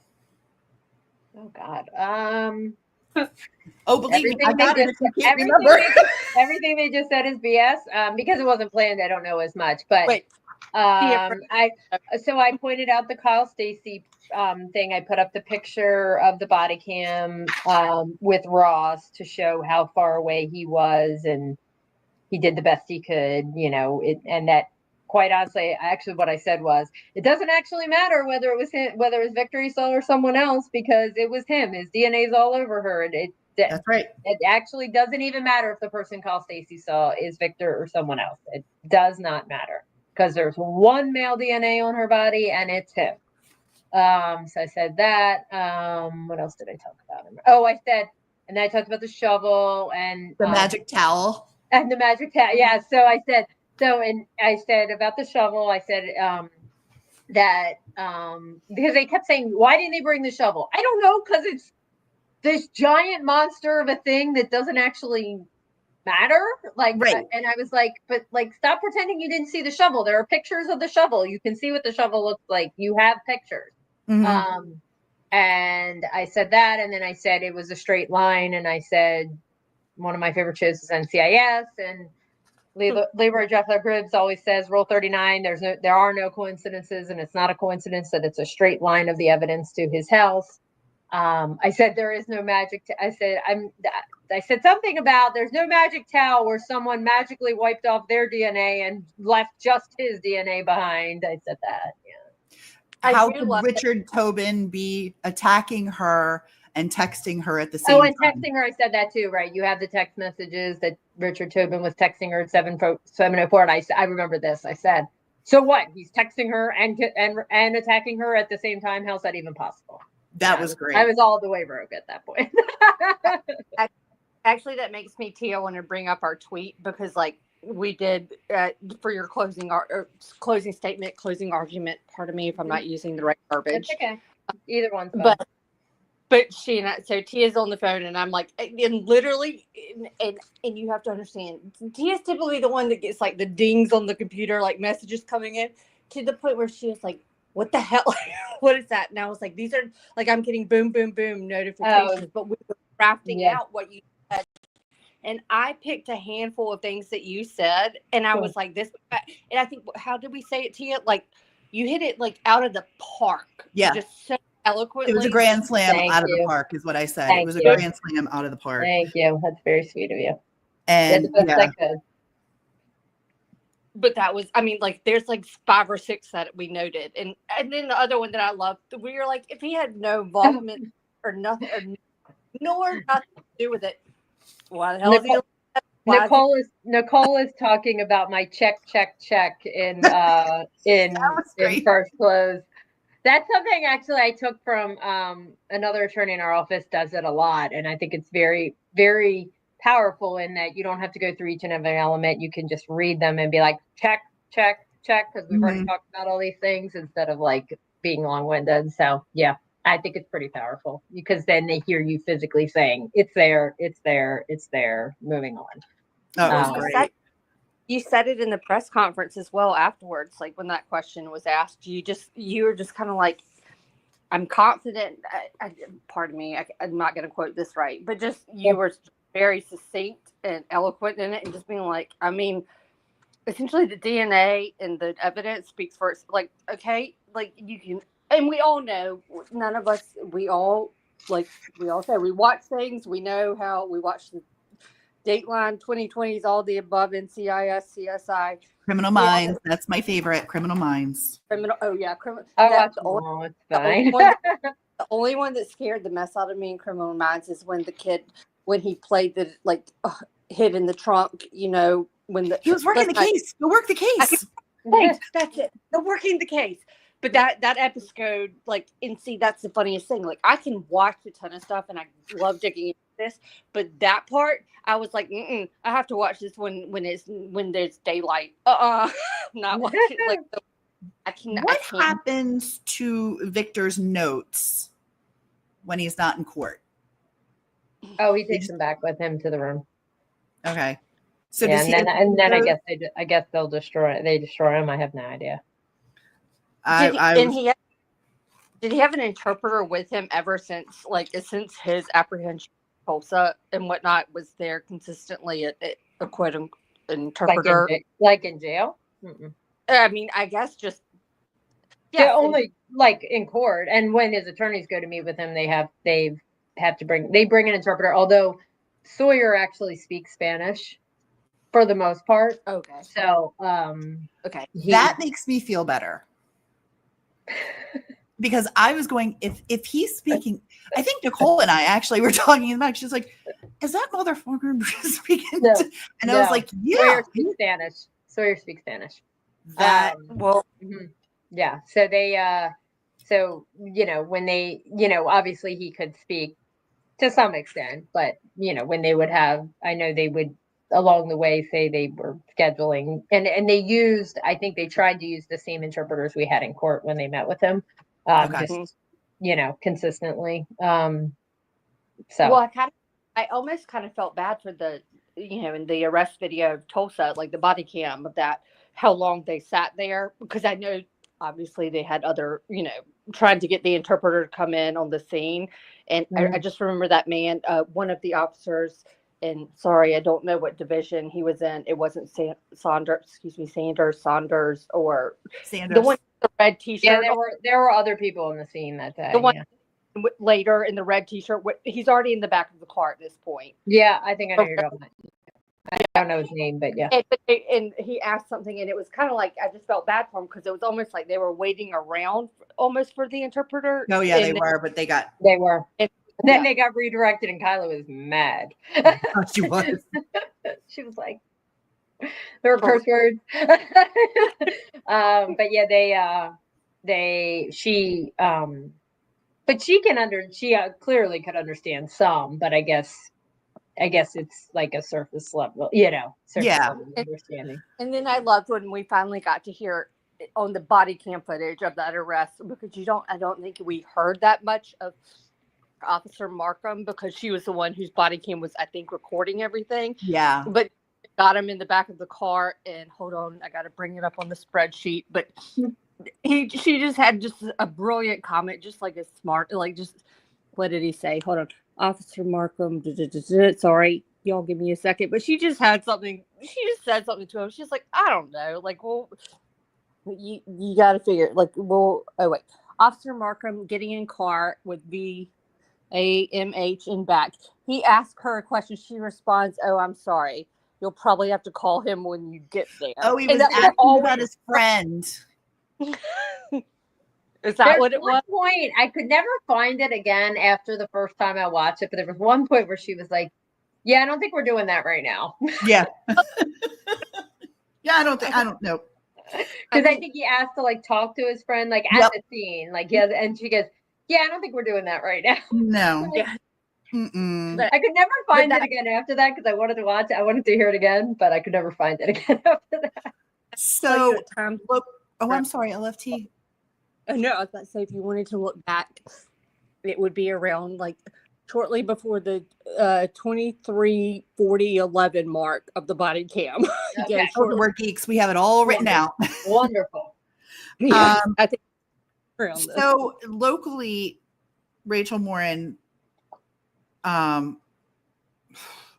is horrific.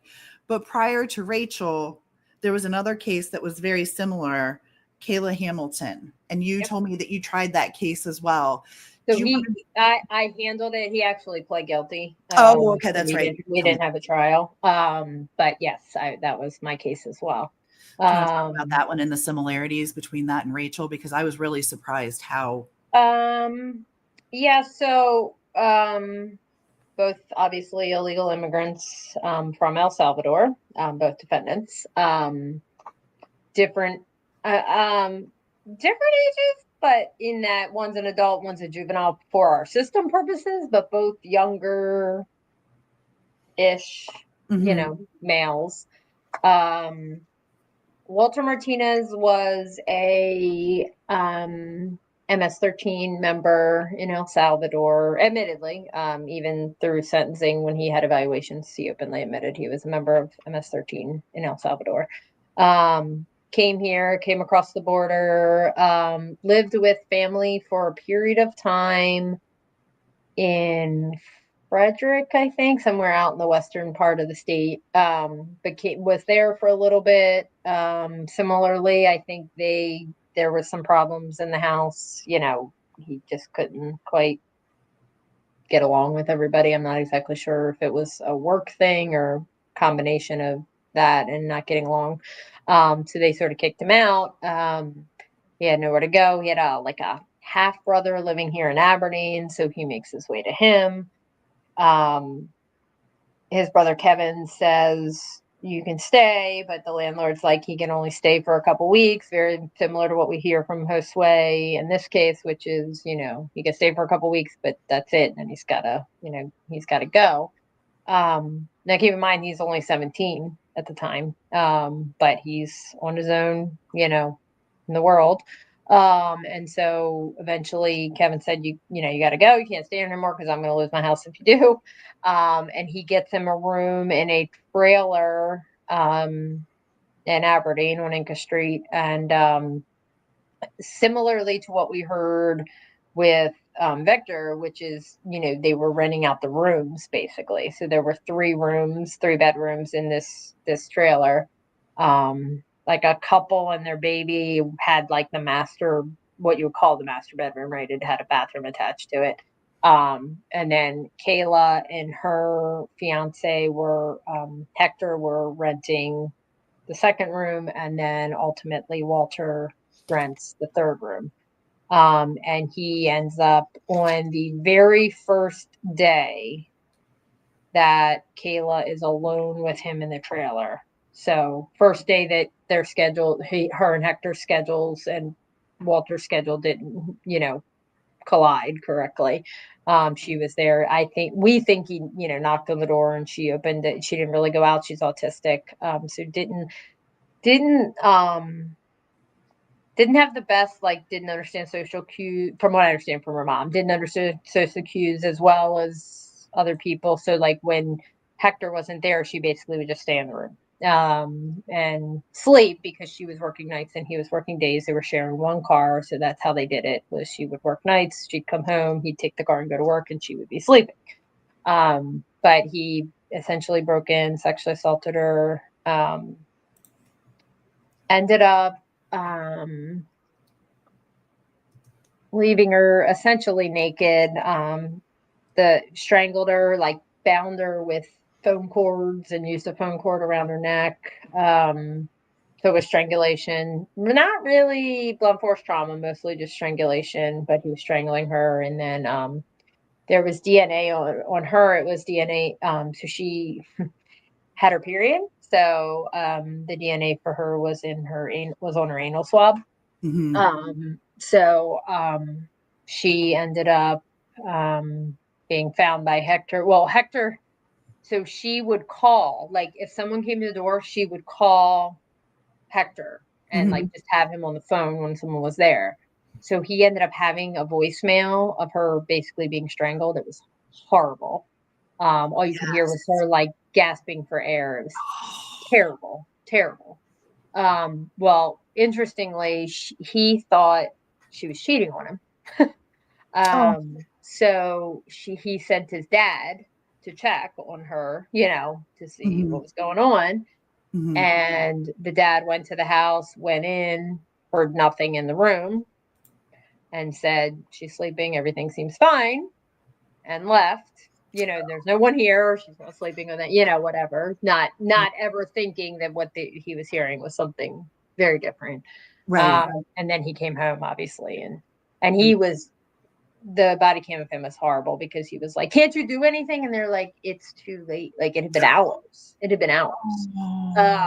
So they were like, no, there's nothing we could, it's too late. But there was DNA. He was going to go to trial too. But he made a pretty big mistake by sending a letter to his pastor in El Salvador about 2 weeks, 3 weeks, a month before trial ish. And it basically confessing his sins. He's raped twice, he's murdered twice, he's all the or four, I don't know, however many times, admitted to a whole bunch of things. So as soon as we sent that over in discovery, all of a sudden he wanted to take the blame. Now, when you heard of Rachel's case, did that kind of take you back? I mean, they're similar but not the same. Yeah. So Rachel's case happened about a year. It was just over a year after Kayla's. Kayla's didn't get charged till later because we needed the DNA. With Walter, it was we knew it was him, but we needed the DNA confirmation to charge him. Right. And I think he was charged. Actually, I indicted him in the first grand jury when I came into office, because they had gotten DNA at the end of the year, and they were like, well, we'll just wait for you to come in at this point. Yeah. So I indicted him right away. And then So it would have been like 7 months after he was indicted. They're the same, I mean, similar but different. They both have sexual assault. They both have people who came here illegally. Strangulation. There are similarities. I mean, it's frustrating to me that we had people who were here illegally. We're not close to the border, right? We're 1,600 Right. miles plus away, but here we are still, dealing with with people who unfortunately did this. But they're the same but different. Right. Both were crimes of opportunity, I think. I don't think either one of them had any real connection with each other. I mean, they lived in the same, I guess, trailer, but for like 5 days. I mean, it was Yeah. literally, so really no, very random, just crimes of opportunity, so they're similar but different. Kayla's was not nearly as bad in terms of the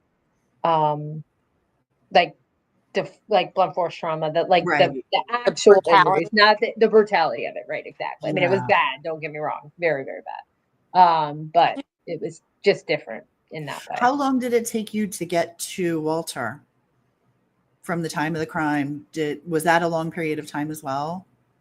Well, no, because they had so he was living there, but he was the one roommate that like wasn't coming back to the crime scene. He was like watching from the corner, or he was, whatever. So they had circled around him pretty quickly. Actually, they interviewed him that same night, as a, you know, suspect, I guess, like they were suspicious of him. Let's put it that way.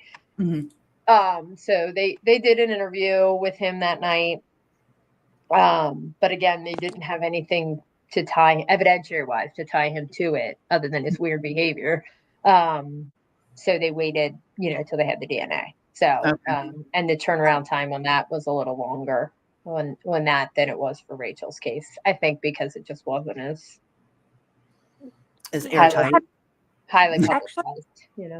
I have a question for actually both of y'all and for the locals in the community. And if this is not answerable, just say that you sketch it, and we'll Yep. move on to the. I feel like this time, like Hartford County kind of rallied around this, had like a very invested interest in participation in the courtroom. Even, you know what I mean, like people wanting to be there. Sure. Is that something that y'all typically experience, or was there just something? And that is not belittling or degrading anyone else's, cases or anything like that. I just meant in terms of the public awareness locally and the involvement and just presence. If that makes sense?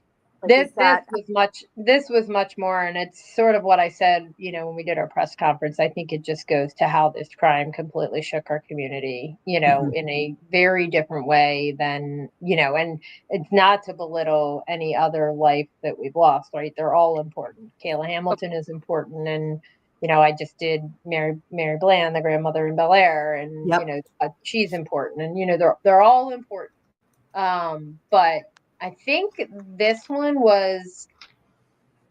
this is like a beloved place for a lot of people in our community. I think the Mom Pa Trail is a place that so many people in our community go to and has always been viewed as this safe place that you can go and take a walk or a run and, take your dog out or, whatever the case may be, whatever you like to do on it. I mean, I've run on it before. So, I think that's why, I think everybody was just so shocked, because of how much everyone loves the Mom Pa Trail. And I think that combined with how brutal it was, and she was missing. And so the community got invested, pretty early on with the social media posts with the sheriff's office, which reaches, thousands and thousands and thousands of people that this lady is missing. And then ultimately she's found, and then, it just spiraled from there. So I think because it shook the community, I think that's why we saw so much entrance in the courtroom and otherwise that we may not ordinarily see. What was interesting for me is Nicole is one of the people I met. Missy is one of the people I met. I got to meet 2 EMTs who I became friends with during the trial. It was just I said this several times. You've heard it before, but the devil was in that room. I 10,000% believe the devil was in that room, but there was some kind of weird camaraderie, love. People were taking care of one another. There was a lot of kindness in the room. Mm-hmm. And it was something that I cannot explain, and I haven't felt. And I will tell you that the friends that I made are amazing, and I'm truly blessed. I miss sitting on that hard bench with my friends. That will make your butt hurt more than anything in the world. Those benches are my awful. God. It is awful. But we took care of that. We brought some cushions. That's smart. But there was just this level of like camaraderie from everybody in there, no matter who it was. You were just like, I think this has become like, because of what I just said, I think Rachel has become this beloved person that I never knew her, right? She to me, I never knew her in her life, right? In her alive life. And she has become this beloved person because of this case, and so I think everybody felt like they were there for her, right? It's just crazy. I mean, how this case sort of evolved. Yeah. What did you ask, LFT? Because I have one more question after this one, and then there is another question. Knowing Ellie and public were doing all they could to search, was it all surprising to realize how close? Oh, sorry. That was supposed to be RM. Sorry. RM. That was supposed to be. Oh, that's what I was like, are we talking about? No, RM. No. Rachel, how close Rachel was to her last location whereabouts? Like, do you know what? Just that search out there. I know Ellie was out there the night of. I know Tobin. I know family. I know everyone else was out there. And that trail is so dark at night. I mean, there are no lights on that trail at all. Once it's dark, it's dark. There was no way you were finding her in the dark. No way. Not given, like, you had to go, there's a 150-foot trail everybody keeps talking about. What everyone doesn't understand is or if you weren't there, you don't understand. It is a right off the trail and then a left down the creek and then through the thorn bushes. And then, and you can't even see the tunnel from the trail. So it's not even a straight 150 feet. It's not like it is a right and then it's not even a hard right, but it's kind of to the right, and then you have to go left down the creek to get to the so she was never getting found in the dark. It was never happening, because I feel like in those early days, Tia, if we really have to rewind back to those initial days when because you were out Tia, I was on the phone, but Tia was on the trail. But even in those early days when we really decided to kind of look into this and genuinely have investment, especially Tia being local. Do you know what I mean? Like, to go into it. Oh, I was stupid. Don't ever. I see Mallory. I saw Tia walking at night. Oh, I would go at strange hours just to go because I felt a connection to go and see. Like, it was like, I need to see it again. I need to know again what happened. I'll actually say, now that I kind of think about this a little more, it doesn't actually surprise me that she was found so close because she was very responsive on her phone. Everybody was clear on that. Like, because she had her watch, right? Like, I'm wearing one, right? So, like, if my kids are texting me and I don't have my phone on me, I'm drawing in the letters on my thing, or speaking into it, right? And responding. So the fact that she didn't respond, I think given her history of response, it does not surprise me because, I definitely have a new appreciation because Tia is even like that with me sometimes here, like even given our distance, like that concern immediately. Like, I've got my watch and something, but if I don't respond, you know what I mean? Like when you're so accustomed to routine communication, I guess, and all of a sudden it's like a momentary lapse.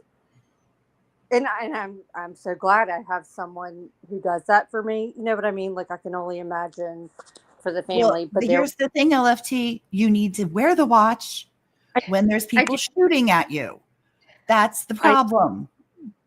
I know, but look how much I've improved over the last year and a half. Like you have improved.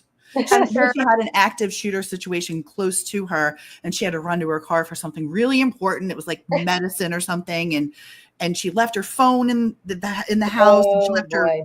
So I'm calling her, I'm texting her, I'm not getting a reaction. So when she finally 45 minutes after, I was like, don't even worry about the guy out there killing people. I'm going. I was like, the active shooter is no longer the problem for you. No, that's it. Least of your problems. That's the least of my worries. She was like, the least of your worries. She was like, I'm going to kill you, and y'all all know we're not using that word inappropriately, but like, no, legit. Like Tia was like, I'm going to come through this phone, and I was mad. Like, was mad.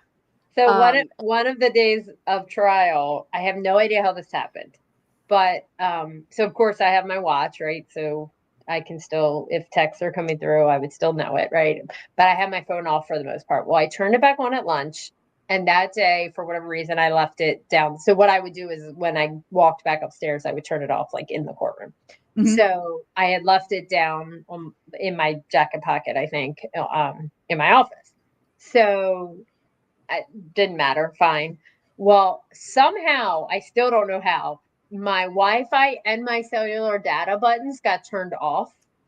So my daughter was texting me, and they were coming through on my watch, but she wasn't seeing them as delivered, like on my phone. So I keep getting these messages during trial. Are you okay? Why aren't my messages aren't going through? Well, and I'm like, I don't know why your messages aren't going through. I'm still trying, I'm like in the middle of trial. I'm like, I don't know. So I go down and I realize this is happening. So finally, and I'm like, well, I was in trial. It's not a big deal. And she's like, oh, but they weren't going through. And you're in the courtroom with a murderer. And I'm like, okay, with a lot of police. No one was letting him murder me. Okay. No, those guys were not taking their eyes off of him. Yeah. So, oh my God. Has Victor been associated, or is he, do you know, associated with any gangs? There was talk of that, and a lot of people keep saying MS-13. I thought it was 18th Street that he was. That's what I heard. It was 18th Street. 18th Street, which is the other. It's like here it's Bloods and Crips. There it's right. MS-13 and 18th Street, and I believe 18th Street was the one that he was at. Loosely. There has not ever been a whole lot of, like with Walter. It was like, oh, we had all kinds of background about his gang, his gang activity when he was in El Salvador, not here. But I don't know that we have a whole lot of information about that, because it's not like he's been forthcoming. Right. True story. I want to thank you very, very, very much. My pleasure. It was fun to have you back again to just chit chat and shoot the shit and tell stories. Anytime. Or to answer generic questions that we may have. Anytime. Yeah. Anytime. Also, I just want to remind the chat, where's her link? Oh, wait. Nicole just asked if we have spoken to any jurors. I received it. I thought it was very interesting. I did get one email from a juror who said she's coming to sentencing because she wants to see it through, and asked me to give her best to Rachel's family. So Matt, I think you were on here, so that you can pass that along to Faye. But yeah. So I got every day I get a message from someone, a woman, generally speaking, who met or knew Rachel on the trail. I got one this morning. I really do get them every day. So about people who knew her. Was it you that I was listening to that said you had met someone that like yelled at her for having her headphones in? Yeah, that was. Yeah. That was, which goes back to the question of like, did she get caught by surprise? And I think legitimately, the headphones. We didn't talk about it too much, but Megan told me that she actually had on that chart that we put up was the decibel level. So she not only had the times, but she had the decibel, how loud it was. I want to say it was like 62 So she was decibels. jamming. Which apparently Megan equated for me, because I was like, I don't know what that means, in real life, to like a dishwasher. Oh. Yeah. So like that's that loud, but not super loud, but you got to remember the AirPod Pros are noise canceling. Yep. That's what I had. Yep. It's not that loud, but it cancels out everything around you. Did you ever find the second AirPod, if I may ask? That might not be. Nope, we never found it. And that's why they kept looking for it, actually, because they knew she had both in from Kyle Stacy, but also because the case was in the car and it was empty. So we knew she had both in. And Kyle Stacy very clearly said she had both in. But no, they never found it. I'm imagining it was in the leaves or the brush somewhere, and just, it's literally this big, right? So you're trying to look around all that area. Tia, did you ever tell her about? No. Okay. Wow. I'll do it. No. I'll do it offline. I don't want to do that online. I'll do that offline. Okay. I'm so sorry. Sorry, I was thinking just in a funny way, but I sorry about that. But talk about someone who can finish a sentence without even having I knew where you were going. Yeah. You guys, tell please. me you're close.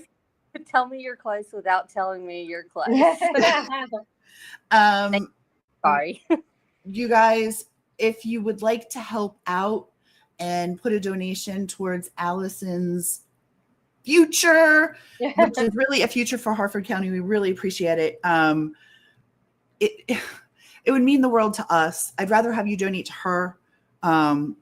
If you could just, whatever amount helps, always. Decipher will always back you and always be there to make donations. And we have breakfast, so you can come and donate and have breakfast if you'd like on Thursday. So that would be awesome. Looney's at 8:00. Looney's at 8 a.m. Yeah. Okay. Thank you so much again. Wait, I walked the trail today down to the tunnel where her body was found and cried. I felt like she was there with me. Oh, Kate, I'm sorry. Her. But I love. A lot of people have that reaction. I get it. I do have some plans for that little area. We're going to talk about that eventually, but let's just say I got some plans for the area. What's in there? Oh gosh. Yeah, what's in there? Pulled at that thread. Let's get, okay. So I went to the store today because Rachel's favorite flower is the tiger lily. Okay. So I got some tiger lily bulbs and I got some wildflowers, and we are going to just try and find a couple little areas there that get some good sun. And hopefully the sheriff, I'm not going to get in trouble for this, but we're going to try and brighten the area up a little bit with some things that are, some flowers that she liked. It's a very unfortunate area, and it doesn't look very nice. And I just think maybe a couple wildflowers here and there might perk up for the walkers going in it, Sure. But I think that's such an amazing thing too, because I think you all, especially you both on panel and all you locals, to take such a horrific situation and to turn something positive out of it and to take that kind of power back and to not let him dominate the Mom Pa Trail. He's gone, so I'm not worried about him anymore. I think that's the message that I hope everybody understands. That this is just one terrible person who did a terrible thing on that trail. It's still the same Mom Pa Trail we all loved, right? And I hope that people will still use it in the ways that they always did, right? Absolutely. It's a great place in our county. I know that beautiful. Among all the things that go on in Harford County, everybody wants, we are less rural than we were when I moved here, but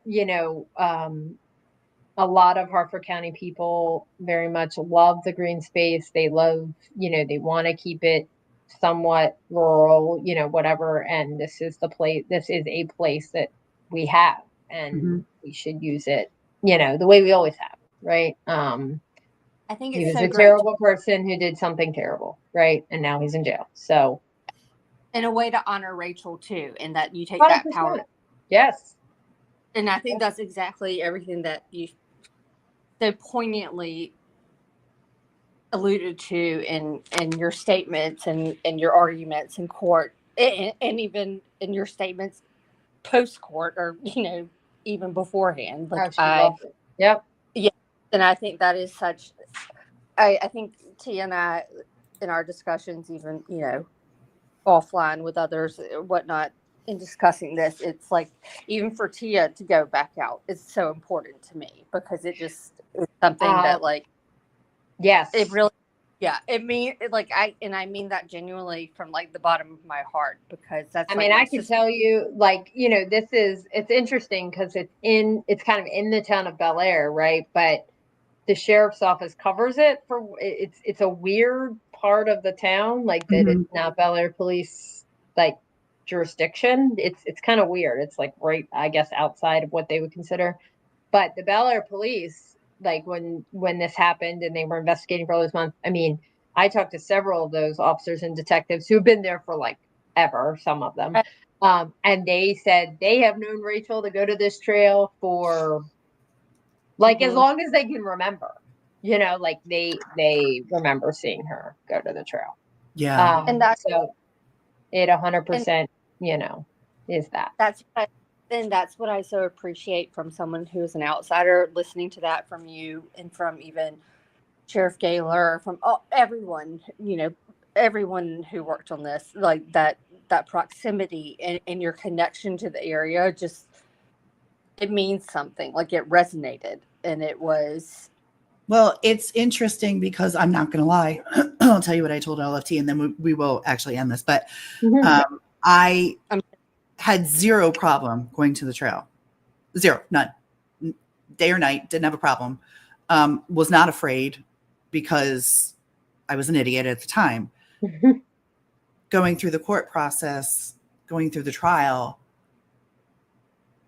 I have a different thought process than I did. And I went right after the verdict. I went to the trail. I got in the car. I went to the trail. I needed to go. I wanted people who couldn't be here be there and celebrate the moment, and tell people on the trail that he's gone. She's, this is the time to embrace the trail now. And I will not be going without my special friend at my side, because it's scary. It's scary for me now. I saw when you work something from a computer, it's very different than when you see it in real life. That is one of the reasons, I'll tell you, that when we got the case, and we had two paralegals who, I have to tell you, just killed the prep of this case. They just they actually, I didn't ever tell you this, but so he was arrested in June, indicted early July, I think it was, or end of June, I don't remember. But we have to send discovery out in 30 days. They purposefully, even though it was just short of 30 days, sent the discovery on August 6th. Really? They were like, it's going out August 6th. I don't care what we have to do. That's the day it's going out. I was like, okay, ladies, you go. Was that the two girls that were in court every day? So they were alternating. They were, sometimes we're there together. Sometimes there's one was my chief of administration, who was there a lot. But one had darkish, reddish hair, whatever. And then the other one had blondish hair. She had on a red coat one day, I remember. Yes, I do know exactly who you're talking about. Shorter girl, kind of petite. But yeah, so they were like, this is going out August 6th. And I was like, okay, you go. Yeah, and dang if they didn't get through every body cam video, like all the things, get it all out. So they killed this case. But when we were prepping it, or kind of early on, and my deputy state's attorney as well, I was like, I think we need to go out. Like, we need to go to the trail, and I need to show you the things. And the one thing we could never prove, and I don't know that I showed the video. I can't remember if I showed it. They took a video. So remember how Cecilia said she went up that little hill at the S curve, like did that little whatever, and then Wilsinski took a video from that, like, perch, basically is what we were calling it. So we are convinced that Victor was waiting at that perch, saw Rachel coming down the straightaway, went down the hill to where Kyle Stacy saw him, and so on and so forth. Okay. And I was trying to explain this to them, and I'm like, guys, like, I can say all these things so sun goes down. We need to take a drive 5 minutes down the road and go, and like, once they were there, like, they just could understand the case so much better, because they were able to see the things. And so, to your point, yes, once you're there and you're able to see all of the trees that are down, the rocks that are there, everything. Like, I mean, I've been there. Many people have, but we'll call it the deer trail, but I've been down that path so many times. And they were calling it a deer trail to describe it as a path that had been walked on, or like the leaves were, disheveled. I forget the words that Golden used, but it's where he drug her. Like, that's what it was. It was the past. And Cecilia said that, but I'm like, you can't draw that conclusion. I can in closing, but you can't. Right. So that's where, she got drunk. So yeah. Oh, we just thought that there's that wicked internet for LFT. There she goes. She's gone. She's gone. Thank you so much again. And we will honestly have you back on anytime you're available. Anytime. It's a great time. You guys, thank you for joining us tonight. I really appreciate everything. And like I said, is Johnny Blackhawk still around? Johnny Blackhawk is still around. Johnny Blackhawk is Cecilia's mom's boyfriend. Yep. That she was talking about being in the parking lot. For the record, Johnny Blackhawk never saw anything. I know this. I was watching his interviews on the news, and I'm like, who is this guy? I don't even know who this guy is. Like, what is happening? Yeah. So he was, come to find out, he was running interference for Cece because her mental state was so poor. Really? Yeah. So we got her therapy. We paid for her therapy. He was running interference after the fact, you mean? I got you. Not the greatest plan. Yeah, after she saw what or after whatever happened. Not the greatest plan. I got you. Yeah. But it is what it is. Bad plan. But this was the other thing. I wasn't going to say this, and I'm not. You can read. Oh, that was nice of him, Matt. Yeah, that was horrible. It was horrible. Wow. Like I said, I wasn't. More reasons Johnny Blackhawk is not my favorite person. Don't mess with my kids. Don't mess with the victim. Yeah. Do you want to come up, LFT? Can you shake your head? Okay, bringing you up. Sorry. There you are. She is. I don't even talk. I don't want to talk about it. Does she know she's on camera? Yeah, she knows. Oh no, Elle did not. Oh, and now I'm Gia. Now you're you. Look at that. Wow, all kinds of things. Son of a bit. All right. How do I do this? So all right, you guys. I'm going to cut it. Thank you for everything. You're welcome. We will be supporting you. Please send us whatever literature you have. I'll come pick it up and we'll put it out. When the time comes, I certainly will. All right. Awesome. Thanks, guys. Have a great night. Have a great night. Thank you so much.